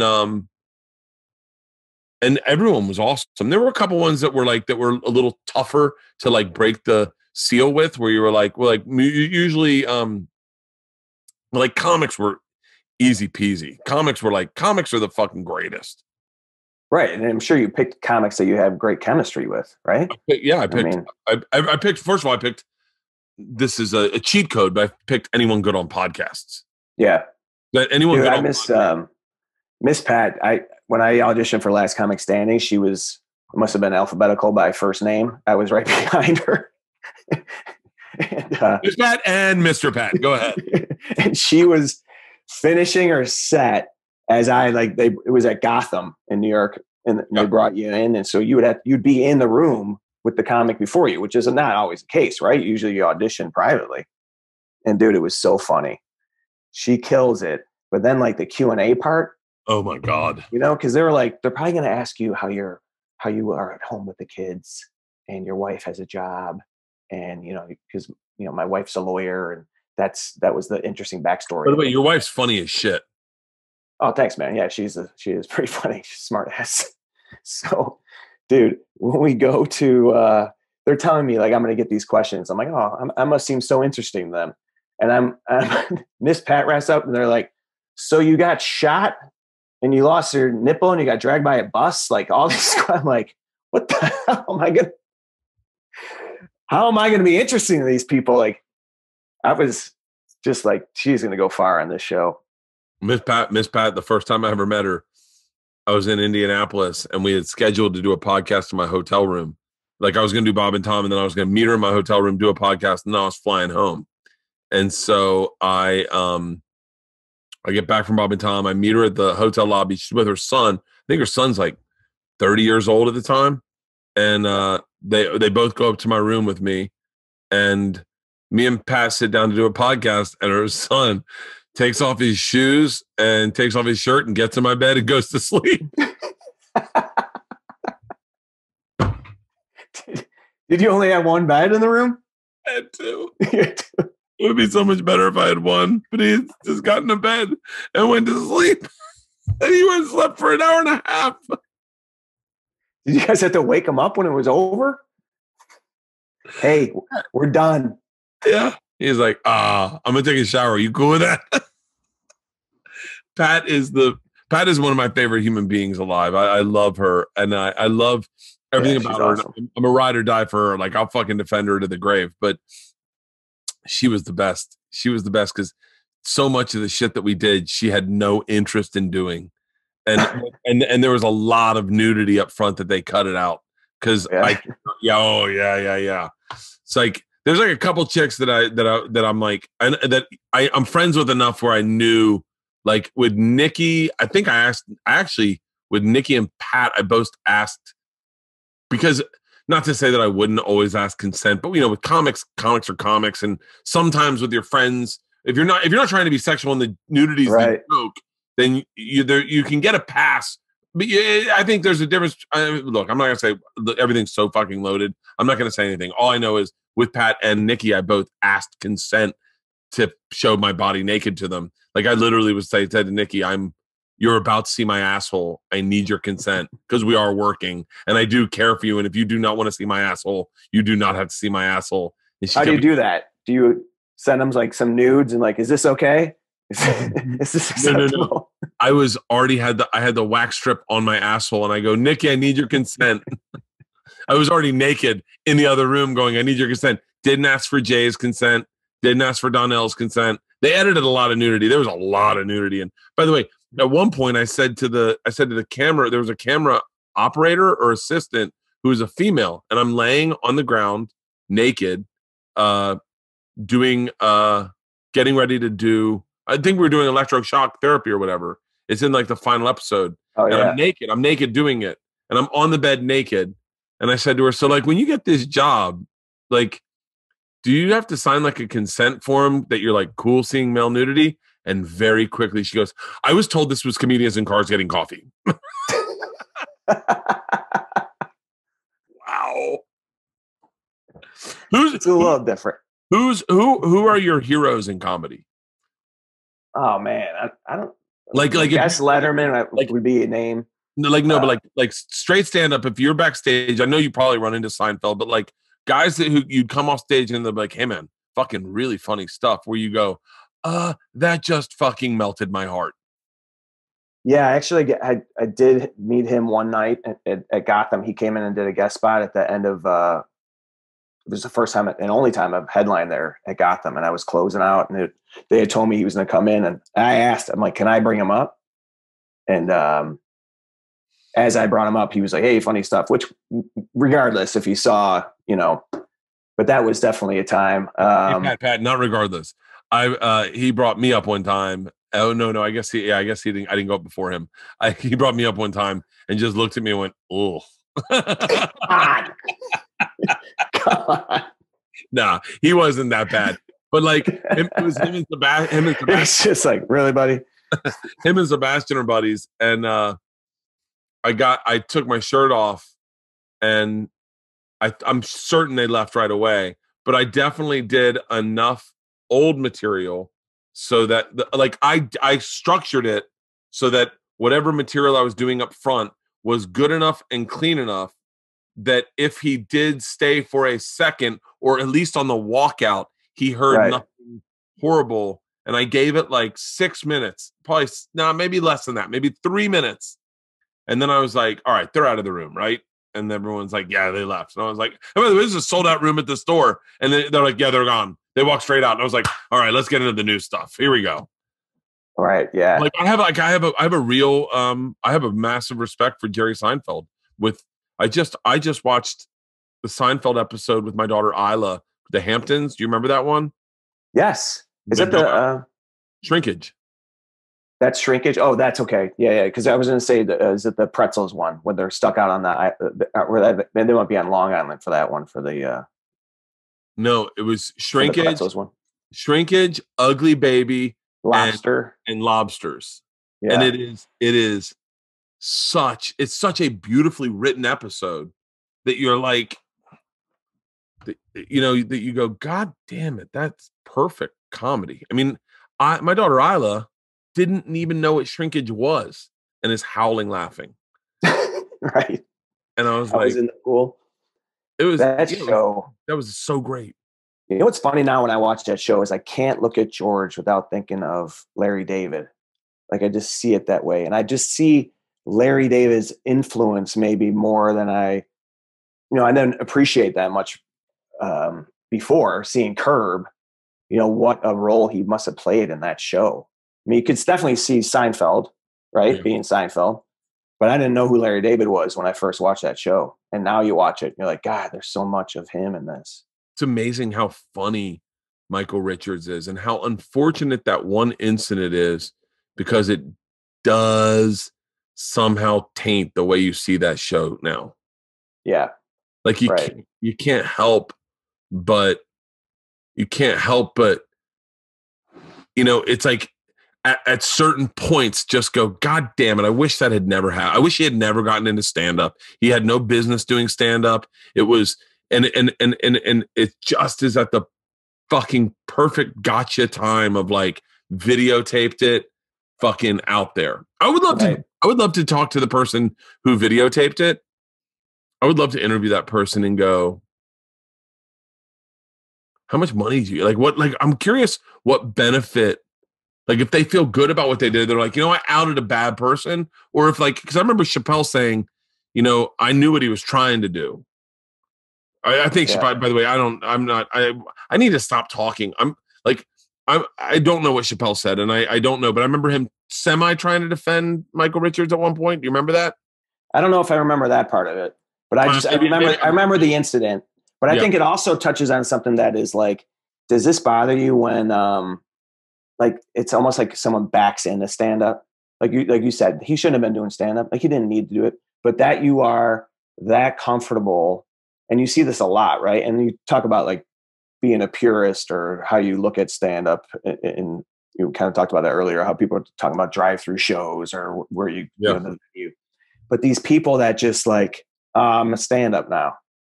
Does that bother you when you see people just use their name just to sell tickets and then act like they're stand up?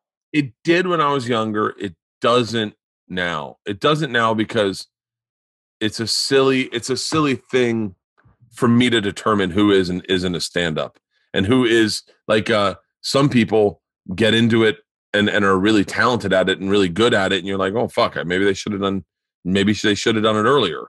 And then some people I go, and then other people you go, hey, how can I, Steve-O. Steve-O's a perfect example. Technically, as a purist, you would be like, the fuck's he doing on stage? But the guy's really busted his ass. I mean, really busted his ass. And he's working more than the average comic, meaning he's out there fucking hustling and trying to grow. And so you go, well, that's a real stand-up. Tom Green, definitely out there on the road. I think, and I want to say Tom was originally a stand-up. I remember at one point someone said something about Rob Schneider, and I was like, no. And then here you are splitting hairs going, Rob Schneider started as a stand-up. Like, he was a stand-up comedian. Like, you know him as Deuce Bigelow, but don't ever think that he backed into stand-up. Kevin Nealon. Like, there are a lot of guys that go, oh, these were stand-ups, but we only know them as celebrities. And dude, that was one of the first big moments in my career. I gave Kevin Nealon a ride home from Zany's Vernon Hills to the hotel. And I was like, calling everybody. I had Hans and Franz in my car. Kevin Nealon, we sat right here. Like it was, Nealon. and I asked him for advice like when he on the ride, and just gave me always be writing. Always writing. I mean, it's solid advice. He is a great stand-up. Oh yeah. I worked with Kevin Nealon on the first TV show I was ever on. And he goes, I want to say this right because I don't want him to sound like an asshole because wasn't an asshole. But they said, hey, so the bit is you and Kevin Nealon are going to be dressed as dicks, and you're going to be at a bar dressed as dicks. Like you guys will have penises. Your faces will be outside of the penis, but you have a penis on your head, and it's going to be you and Kevin Nealon. You're going to be talking about sexual dysfunction problems that you guys have. So you'll be like, sometimes and then you'll just spit out of your mouth and go, and he'll go, oh, that's premature ejaculation. It was like a learning bit, right? So I was like, oh, cool. In my head, I was like, I don't want to be dressed as a penis. But if I'm going to be sitting next to Kevin Nealon doing a sketch, I'm fucking in 100%. I sit through hair and makeup, for like an hour as they cut around so it literally looks perfect. I look like a penis. All you see is this. And there's a big dick. And that'd be great if you walk in the hair and makeup, be like, you're good. Yeah. So I get out to do the sketch, and Kevin Nealon's next to me, and he's in street clothes. And I said, are you not going through hair and makeup? And he goes, I'm not going to let them dress me to look like a penis. And I said, why not? And he goes, Are you a penis right now? I'm dressed as a penis. He goes, I think respectfully, we're at different points in our career. And I went, what do you mean? And he goes, I don't know. Have you seen what you look like? And I had not really seen what I looked like. And I saw it on TV that night. I was like, I look like a fucking idiot. I was like, learn how to say no. Unbelievable. Who did they end up getting? No, it was Kevin Nealon. He just sat next to me in a bar, and I was a penis saying all my problems. I would be like, I don't know. So, sometimes I, and he goes, you have premature ejaculation. I'm just sitting next to Kevin Nealon in a bar. Where is this footage? What's so funny is I think I have it. I don't know where I did with it. I have all the footage. I gotta God. I gotta get someone. I'm not gonna let them dress me up as a penis. Respectfully, I think we're at different places in our career. And I went, what do you mean? And he goes, have you seen yourself? And I was like, no. Oh, yeah. That was I was not the best talk show host. I remember me and Gary Valentine interviewed a pimp one time, and his name is, I want to say it was Iceberg Slim. I'm not certain who the pimp was, but I remember Gary and Gary is, do you know Gary Valentine? No. Gary Valentine. I know who he is, but I've never met him. He's Kevin James's brother, and we were, very close friends at the time, but we were both not very bright dudes. And it's the first time they allowed us to interview a celebrity by ourselves. Normally, they'd have one of the better hosts with me and Gary. And Iceberg Slim's a celebrity? He had written a book, I think. Oh, yeah. I think he had written a book about pimping. And so maybe it wasn't. I'm almost certain it was Iceberg Slim. Anyway, so we get out there, we get backstage, and we're like, so what are we going to ask this guy? And he's like, Bert, pimping questions. And I go, like what? And he was like, I don't know. How do you turn a bitch out? All right. It's all like, we'll focus it on like how make these applicable for like regular guys, how to get chicks. So how do you turn a bitch out? That's how you get a girlfriend. Okay. All right. I'm like, good call, Gary. And he goes, and if you got any good questions, like in the interview, right? This guy's like an expert on how to get girls. No, he's a pimp. Yeah. And he goes, because you had to let one person drove the interview and the other person kind of chimed in. So someone played third mic and then someone drove it. And so Gary's like, I'll drive it, but you third mic me. And so like, just chime in. And so I go, okay. So we start talking about bottom bitches and how to turn a bitch out. And we don't realize it's trending very misogynistic. And then I go, this subject matter? Yeah. Got misogynistic. So every woman on set is cringing at what he is By the way, this pimp has not been coached on how to fucking to maybe like train these into like, oh, this is, I don't really. And I go, and he says something about, well, then you got to beat the fuck out of a bitch. And I was like, you mean hit them? And he goes, yeah. He goes, yeah, you got to hit a bitch every now and then. And everyone laughs thinking he's joking. And I go, like, how hard do you hit a bitch? And he goes, Gary, put your hands up. And Gary puts his hands up. The guy goes, whap! Everyone was like, Gary's like, we'll be back after these commercials. It was so bad. It was so bad. Like, who's driving this? Gary's driving. Gary Valentine was the funniest fucking. I mean, he still is the funniest, but at that time of my life, that not one person made me laugh harder than Gary Valentine. He'd interviewed Joe Rogan, and he goes, it was same scenario, right? Yeah. Gary's going to drive, Bert's going to be third, ride shotgun. And they said, listen, Gary, we got a list of questions for you to ask Joe. And he goes, you got questions for me to ask my buddy Joe Rogan? And he goes, yeah. And he goes, I don't need them. And they're like, you don't? And he goes, I've been friends with this guy for 10 years.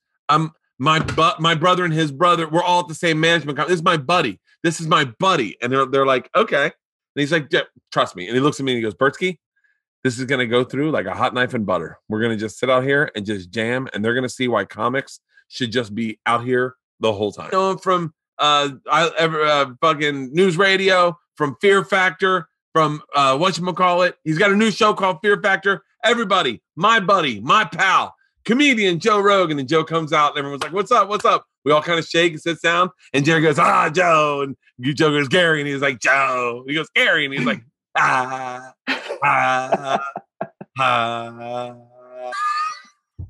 It was so fucking hilarious. He got the cards with the questions, and he got the question. He goes, I'm going to use these. I'm going to lean on these. I froze, man. We got to take it from the top. Take it from the top. Joe, get back on point. Here we go. Joe. And Joe goes, Gary.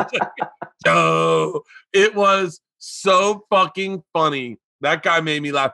That guy was one of, is that we're in a business where it's like our currency is laughter. This is a guy that you could give shit to, and he would bust your balls probably. And yeah, were you traveling with them, or were you guys just kind of? We were just living in LA, living in LA, doing a TV show together. And I'm never Kevin. You learned a lot about how to behave. Like Kevin's a very, very cool, kind. Both of them are very kind guys. They were never predators or anything. They were just kind guys. Grew up playing baseball in Long Island. That's great. Yeah. That's who I gravitate towards too. Not the people that sometimes just people are just like on, you can almost like sense it. Like they're just on. Yeah. And it's just like, I do a podcast with this guy, Jim Flanagan, and I like to work with him. Just this call all over the place. Who mixed in a cave? What? All over the place. In February, and we're having fun with it. What do these days? What do you guys do on your podcast? We just talk about random shit, really. I mean, kind of keep it a little bit topical. We go back to a lot of historical stuff and, just a lot of pop culture. I mean, this last episode, we were talking about the most popular Christmas toys throughout the years, like 90s. A lot of Nintendo on there. The only one I remember ever were Cabbage Patch Kids. Yeah, they were like 83. Cabbage Patch Kids. Like Simon Says was up there, I think. Ooh, I remember Simon Says. I played that at Jeff Fuentes' house. Oh, yeah. I remember the first time I ever played Simon. Can you imagine? That was like a cool toy. No, yeah. Oh, and our dad, Jeff Fuentes was, me, my sister, and Jeff Fuentes were kind of like cousins, I guess, is what, it was a little bit of a nuclear family because we were always around each other. His first sister and himself was little fucking, and I remember being good at going like, if I play this good enough, someone's going to recognize my talent and pull me aside and be like, hey man, you should go pro. You remember everything. God damn it, your memory is next. Yeah, like laser tag was probably is on there, but I didn't go that far back. I actually probably have those notes still. Stick was like for 40 straight years. Stick and rock would alternate between Yeah, it was. But it is funny. Is a sale. Yeah, right. Kind of just all disintegrates into technology, and you got Connect Four. That was 1976. Connect Four. Lego Train. Then you go into the 90s. That's where I kind of lose because I was growing up by then. But like when they How old are you now? I'm 44. I'm an old man. I'm old as fuck, dude. What are you guys getting your kid? I didn't get. I think we're gonna get an iPad. I'm into Legos. Wait, how old are your kids? My other son wants some Jordans. I'm gonna get him some Jordans. 8, 7, and 6. So how does Christmas work for you guys? Do you guys do like a list and everyone gets like do you have to, because when you have 2 kids, you kind of just buy them the same things. But when you have 3 and they're all different ages, like ours are 2 apart, so both of them I'm getting them both hatchets this year. Yeah. Them both like only your show. A couple of them. Yeah. Everything we did on the cabin I have here now, and I do. Like I remember we get done something and they'd be like, the production would be like, hey, we're just gonna throw away this sauna. And I was like, hold on, don't throw it away. Please don't throw it away. I was like, I'll take it. And they're like, okay. I was like, I'll also take that big tub. And they're like, really? I was like, I'll take whatever the fuck you don't want. Like, I'm trying to connect with my kids right now at an older age. So I'm trying to find fun outdoor shit for them. I love that you're trying to connect with your kids. So you're buying them axes. Axes and bows and arrows. It's so badass. You're just checking out this huge arsenal. What's going on? Trying to connect with my children.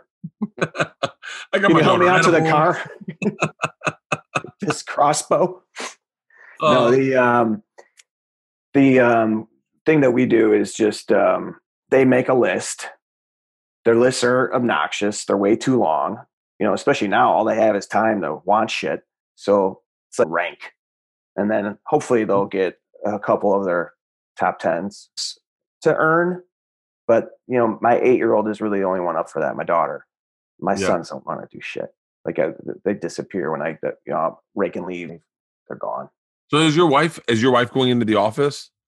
No, she's not. She's working from here. She's gone in a couple times. She's in this appeal. So she has she's had a couple of those. Does how really? I don't back down. I'm pretty solid. I'm such an asshole. No, I mean she is she good at remembering stuff? And like I'm bad at remembering life. They just think further ahead than us. Yeah. Right? Because they're fucking slobs, right? Like the girls are over there, they got white shirts. Like they trust them. They make the boys like I didn't even realize I grew up wearing that shit too. It's like they know we're idiots. You know what I thought? I went to an all boys Catholic high school, and I went to a private school as a kid where we had to wear uniforms. The girls had to wear uniforms, and I'm telling you, with what's going on with I don't know the right way to say pronouns and trans gendered rights, and had I been in grade school and high school at this part of history, I would definitely be in a dress. I would be in a dress. I would fucking shitting would be so easy. You just literally you don't have to do anything. No, you know how many times I've shit on the back of my pants where you're going, I just don't have enough time to get there. And I've shit on the back of my pants on a belt. I just would fucking skirt it, everything. I would love it. I would love it. I'm all for this fucking the raw dog at Catholic schools. You think that's what's happening? I'm on their side because I see the silver lining. Hey man, I'm not transgendered because I'm shitting my pants a lot. I'm transgendered because I'm a woman, you fucking asshole. And I'm like, yeah, me too. I'm shitting my pants nonstop. A dress would really cut that in half. I mean, thanks for marching with us, and we will take your support, but we're going in a different direction. But yeah, looking at this. I think you're looking at this glass half full. I love the kilt idea, though. I remember I went to a Catholic high school too, an all-boys school, and this kid would wear a kilt every now and then, and he would get just destroyed for it. But he was like, dude, I'm wearing this. I'm trying to think why he would wear it. Like St. Patrick's Day, was it? Or not that we didn't dress up for St. Patrick's Day, but anyway, this kid found a way to wear a kilt every year, and he got a ton of shit for it. From the fellow classmates? Yeah, it was all boys high school, early 90s. Like, yeah. Yeah. There was no stepping out of lockstep. Like once everyone did something, you did that shit. I've been trying to work this as a bit forever that that the clothes that all the guys we know that wear today, those are the shackles of heterosexuality. Like those, no, we never got to choose what clothes we want to wear. We chose our clothes based on not looking gay. Like your friends would be like, "You're not wearing that shirt, are you?" And you'd be like, "Why?" I thought it would look cool. And they're like, "What club are you going to?" And then you're like, "Fine, I'll change." And then so like, and all boys Catholic high school, man. Someone told me. So I was talking to someone about getting. They were like, "Did you ever get bullied?" And I was like, "You mean beat up in the shower?" Yeah. Like, I don't know. Bullying wasn't a word we used. That's like saying. Right. That's like saying, "Hey man, when you were in Vietnam, was there hazing?" And you're like, I don't know. This podcast is brought to you by Fight Camp. Look, I'm trying to work out, and what I can tell you is working out is boring as shit. I keep thinking to myself, I would love to learn boxing. I would love to go to a boxing gym. I can't right now. But this is what's great about Fight Camp. Fight Camp provides boxing and kickboxing workouts and tutorials that keeps you engaged, learning, and excited and motivated. A program that's never boring and always challenging. They bring the boxing gym to your living room with a tech twist. They'll provide you with all the gear, the top trainers, new technology that tracks your punches and everything you need to get great workouts in. The boxing workout has always been ranked as one of the best ways to get in shape. I remember my dad telling me that. He was like, "You wouldn't last 3 minutes in a fight. Let me tell you something, buddy. Top boxers can't last 3 minutes. You're not lasting 3 minutes." And it is honestly one of the funnest way to combine cardio and strength training. They literally bring the boxing gym to you. It's made for beginners to experienced boxers, all that whole spectrum who want to box from home. It's a great way to learn boxing, kickboxing, or just improve your fitness with authentic workouts, all while learning at your own pace from home. They've got 6 trainers making all the programs based on their experiences training for fights. And they offer a bunch of different ways to learn, such as their 13-week-long prospect path, where you're taught the punches in a number system, the stance, how to properly throw each punch. And they don't teach you the moves. You actually use them during the intense 15 to 45-minute workout that continues to remind you to pay attention to your form and reinforce all the techniques and build that muscle memory that's so important. Next level motivation. They use new tech that tracks each punch you throw to measure your speed and volume and output so you can compete on a leaderboard with people all around the US or just compete with yourself. And now they've recently released a versus mode where you can challenge anyone to a workout, then go head to head and see who wins. I wish Tommy wasn't in the hospital. That seems so much great. So great for our competitive nature. Makes you work out harder without even know you're working out harder. And this is a great holiday gift. Fight Camp is a perfect holiday gift for anyone who wants to take their fitness to the next level or someone who's been struggling with finding a workout that keeps them interested and excited. Fight Camp is a gift for the entire family that they can enjoy and all get competitive on. And here's what's great. They allow you to pay over time. With Affirm financing, you can get your Fight Camp set up right away. Make easy monthly payments over 24 months, and it's yours to keep at the end. Plus, you save on all the commute and gas that you'd spend like going to the thing and then coming back, and you save on all that. And since you can have up to 5 accounts per household, you can get a full boxing gym for the whole house to use. Fight Camp offers flexible financing as low as 0% APR and $0 down. And right now, for a limited time this holiday, they give you this holiday offer. Get free shipping and a gift valued up to $109 with every Fight Camp package. Just go to joinfightcamp.com/Bert. That's right. Get free shipping and a gift valued up to $109 with your purchase. Bring an authentic boxing and kickboxing gym right into your house with Fight Camp. To get your free gift, just go to joinfightcamp.com/Bert. Joinfightcamp.com/Bert.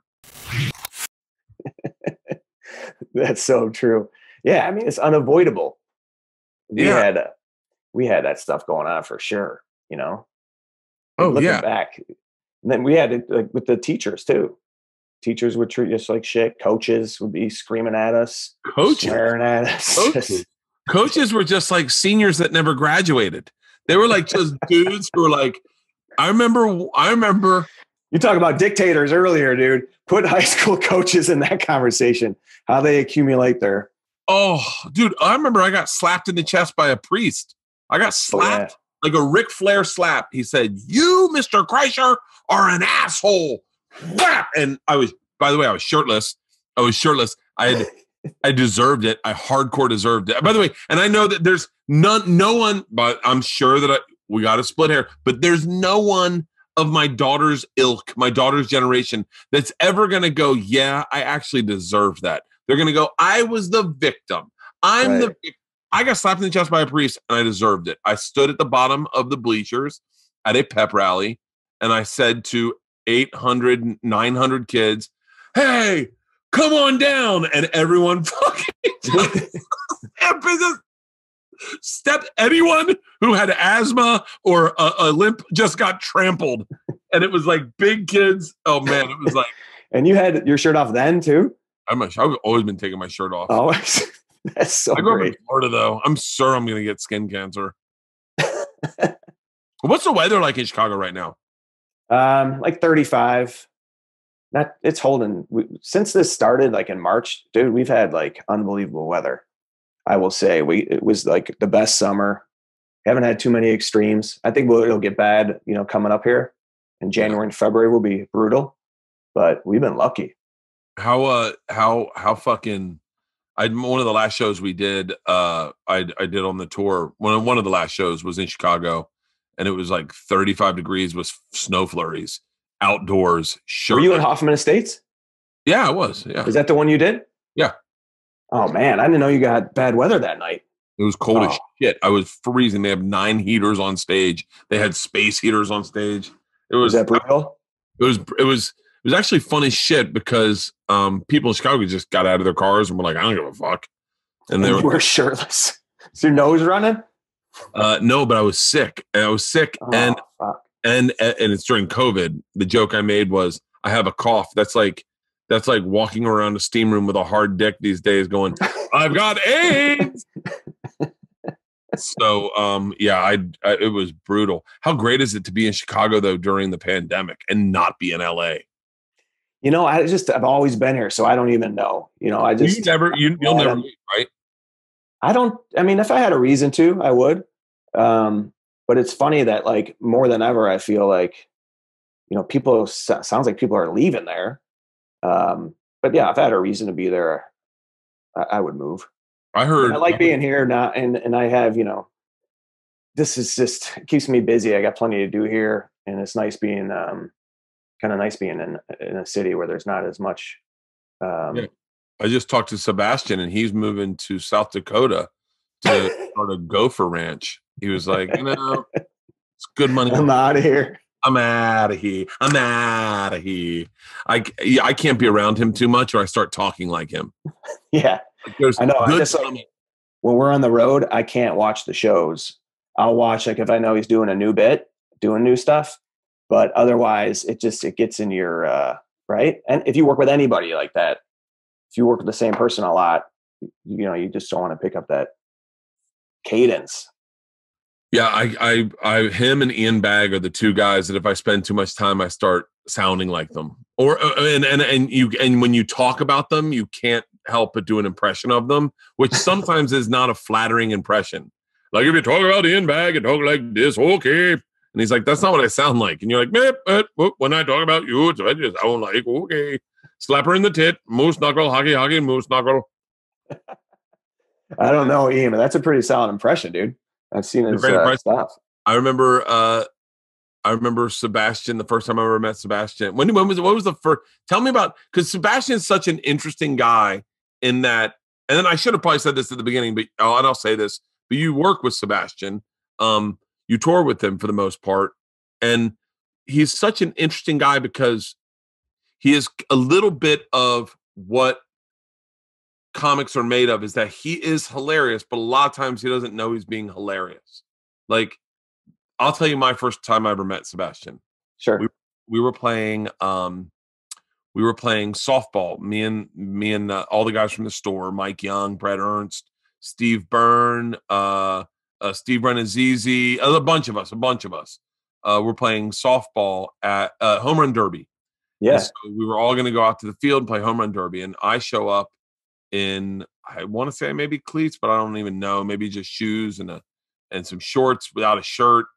And Sebastian is in, I mean, all matching, an all matching black outfit, black neck, like he's got like a neck, like a headband around his neck. He's got wristbands. He's got like just shy of like the elbow protector, eye black. Yeah, eye black. He's got black. Everything's black and fluorescent yellow, and he's just putting it on. And I thought he was doing a bit. I really thought he was doing a bit.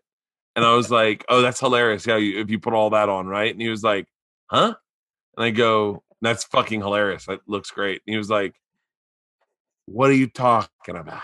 And I'm like, "All the stuff. It's fucking hilarious." And his glove, everything matched. And I was like, "Oh wait, this is who he is. Like he's not doing a bit. Like the only other person I met like that is Craig Kilburn, who was never it was just they're really funny. Like who they are is really actually funny." Right. And you're like, "Oh." Yeah, I think that's why he just like has connected so much with these people, right? He just does his thing, just says how he sees the world. And it's just right. It's just like he's just being him. I think do you ever write a bit and then you go, actually, that's a better Sebastian. I did a bit yesterday. Not a bit, but I had an experience where that was a Sebastian experience. And I went, "Oh, that's a Sebastian bit." I don't like if I start doing that, does that ever happen to you? Oh yeah. A lot, right? Especially if you like find yourself annoyed with something. Like, you're like, okay, is that going to be? So I'm always trying to make sure I don't want to be, especially because now he's got kids, and I want to be like anything familiar, up top that's kind of like that. So no, I definitely. We were on not vacation, but we rented a house. My parents were here, and we got a house for them, and for the weekend, and my wife made scrambled eggs for everyone. Just no one asked, but she just made everyone scrambled eggs. And I got very Sebastian. I was like, I didn't even know. I was like, who makes scrambled eggs for everyone? Like, and she was like, what? I go, you don't know how I like my eggs. Like, why would you assume I like dry eggs? I don't like first of all, I don't like dry scrambled eggs. And yet you just said everyone will have eggs the way I want eggs. And I started doing like a Sebastian. And then I'm going, who are you? Like, what the fuck? Like, and I'm like, oh my God, this is a Sebastian. Like, and then I was like, I wish Sebastian was here so we could just light my fucking wife up and be like, I like poached eggs. a little water. Oh, that's so funny. Yeah, you could who other comics do that to you? Anyone else? It's funny. Segura does, but Segura does in a way like I just know him so well that Segura is consistently dealing with morons, and so I can hear bits of his when you deal with a fucking moron. I hear Segura's voice in my head. Burr, anytime Burr. That's another one too, right? Yeah, for sure. Because I think that he just those rants get into your, yeah, when you start free thinking, and you go like, oh, I got to think. I said to someone one time, I was like, I try to write jokes that no one else can write, meaning not that they can't write, that they're not smart enough, but just saying like that they're so heavy with my thumbprint that everyone goes, oh yeah, that's a Bert joke. Meaning a lot of times it's just personal stories, but even then, exactly. You run into territories where you're like, oh, that is still a shared experience, like these are all shared experiences, but I try to get them so thick with my unique experience that no one can kind of take from me. Cause I had stuff taken earlier when I was younger and I didn't like it. And it was because I was writing too generic. I was writing too broad. And it was like, and then I just got very like, let's just try to find exactly what makes and it was one joke. It was one joke I had about pajamas, about buying my wife 7 pairs of pajamas. And I didn't even realize it was a joke. It was something that was a throwaway for me because it didn't seem like important enough to be a joke. and Adam Egget said, that's one of my favorite jokes you tell. And I went, oh, it's not a joke. And he goes, well, it's the thing that makes me laugh the hardest. And I went, oh. And then I went, oh, okay. So they don't need to be, I was like, oh, fuck. Here I am writing like, you know what they hate, guys? Or you know what, guys, let me tell you, like, here I am doing that when this one thing that I'm doing is really working. And it changed. I mean, it changed the way I did stand up. Secret Time was that was the linchpin in that. I don't know if linchpin's I don't know, it sounds like a really bad thing, but linchpin, I think it's good, right?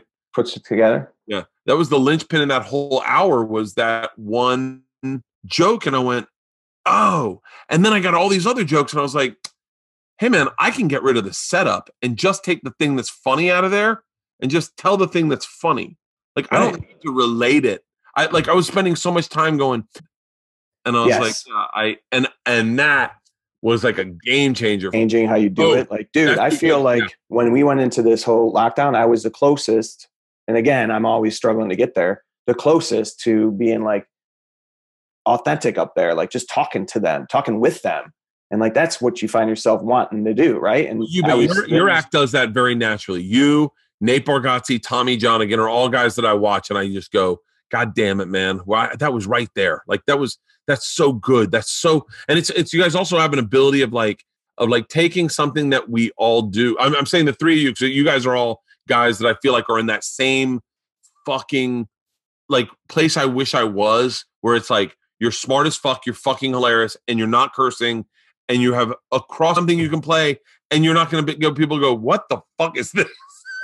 Dude, you just gave me my Letterman clip of someone endorsing me that now I'm going to be like, dude, look what fucking Bert said. No, it's 100% true. No, I appreciate that, dude. And being in that, with Tommy and Nate, and that's unbelievable company. Those are two. I mean, those are two guys that all three of you are guys that I saw, and I saw at times when I was funny at all. Like, I don't know what. Putting my shirt off and going, I never tell you about the time I robbed the trick. But like, and then I get annoyed at my act. That's why I'm on Netflix all the time, and you're. wait, your new. No, but really though, what I wanted to say is that's kind of frustrating, right? Because it's almost like now you just write down notes. Like, I want to talk about this, but it's like you want to talk about it, you don't want to write about it. You know what I'm saying? Yeah. I had the last three shows I did were my most fun, but it was because I knew I wasn't going to go on stage, so I just started emptying out the book. Whereas like earlier, I had to learn how to do stand up in front of it at a drive-in, and then towards the end, I really had gotten rid of all any preconceived notions or all ego, and I was like, oh, I know they're enjoying, I know they're laughing. Like if you couldn't hear them, like our last night in San Francisco, it was so fucking cold, and San Francisco, and it was so cold, it was so windy that you couldn't hear anything. It was whipping wind.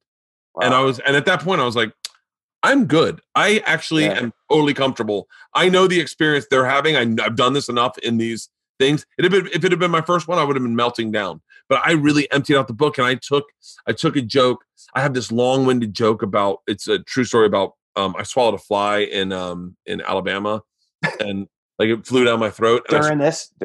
Oh no! This is an old bit I tried to work out, and it was where you talk about evolving. I got into a very bad habit of making sure everything had a beginning, middle, and end in like 10 minutes. Like, so nothing could just flow and just move. And I think I was guilty of that a little bit at the beginning of this tour, and then I got to a place where I got back to like just pull the meat. It's an old bit set in front of him. And I remember he kept going, why are you, like, just me and him in a room, just go, man, all right, do it. And then I go, that's hard, right? Oh, I'll tell you what, man, you want to talk about economy of words? He took 10 minutes, whittled it down to 5, and then said, give me 2 more jokes. And then whittled it down to 7. And he was like, I was like, that's all my material. And he goes, and it's 7 minutes. I remember it fucked my head up. And then I started going like, all these words out, like, and there's so many. I don't mean to be. I definitely don't know everything, and I don't presume to know everything. But man, you watch a lot of specials. A lot of people do not do the work for a special. They don't take what they do on stage and make it so much better if they just go and then go, oh wait, I can take all this other stuff and just jam it in. Like I'm so obsessive compulsive about a special. The second I agree to do one, I work everywhere you can in between. I will not see my family for 3 months. That's it. And Do you have a date set for when you're going to tape your next one? No, I don't. I have no plans on taping another one. And I can be honest with you, I'm not ready for it. Sure. Yeah. I can imagine. I mean, before we're sent home, right? Yeah. How much of the stuff that you were doing, this is not relatable as much anymore. So I'm going to wait till things kind of snap back.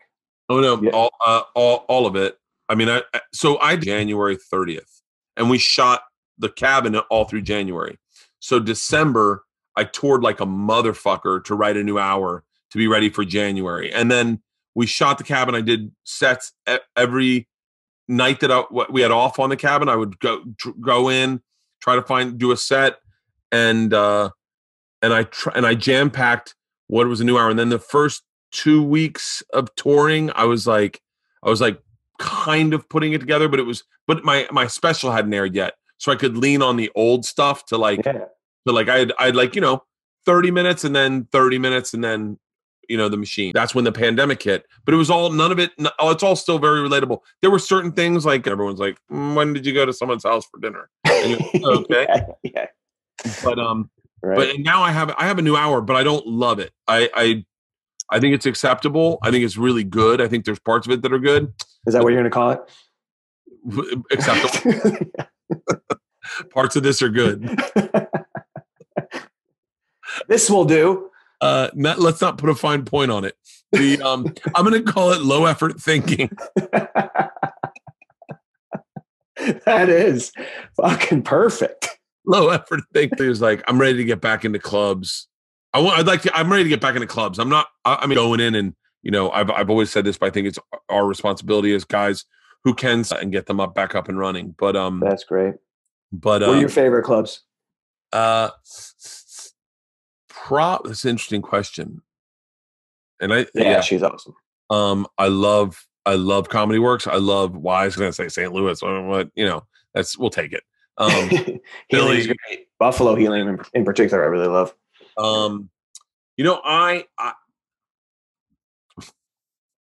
It's funny, the old Brea Improv was like probably because I performed there so much. I was so comfortable in those stages. I just did those for the first time. Those rooms are amazing. Well, Brea's new club is massive, amazing as well. Those were like my home clubs, and then all of them kind of, the Laugh Stop in Houston, which is no longer around. Segura stabbing you. Oh God! Oh my goodness! Fuck, went up for a dunk, and he can dunk. Halston, look, hold on, Halston. You may need to edit this out, depending on when we air this. Okay, so he goes up for his dunk, and his patella ruptures, and his arm was spun and he's in the hospital right now, dude. Yeah, he's 5 hours of surgery. That sucks. All because of a dunk contest. But to answer your question, he can dunk, just not every time.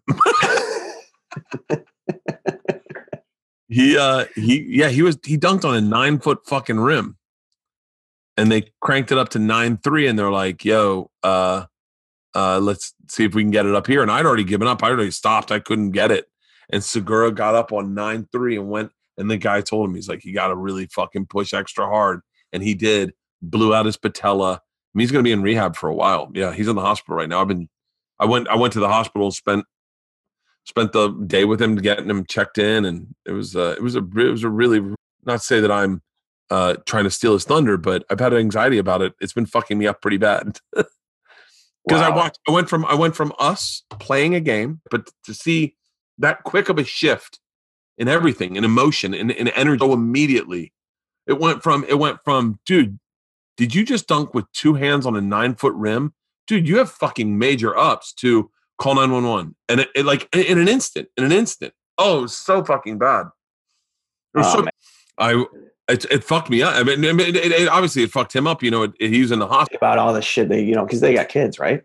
2 kids, yeah. Yeah, and the parenting aspect of that, and dealing with all, that sucks. He's I mean, hopefully we do a Two Bears One Cave this week. Hopefully this will come out next week, and we'll have talked about it. But it was very intense, and you get I think it me and Tom are very close, and we've always been pretty close.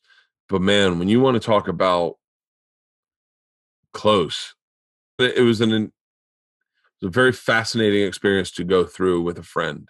And I told him, I said, when I have my heart attack, I expect you to do the same for me. Oh, come on, dude. I go to the cardiologist Thursday, and what's crazy is that experience with Tom, watching people get carted in emergency into an ER.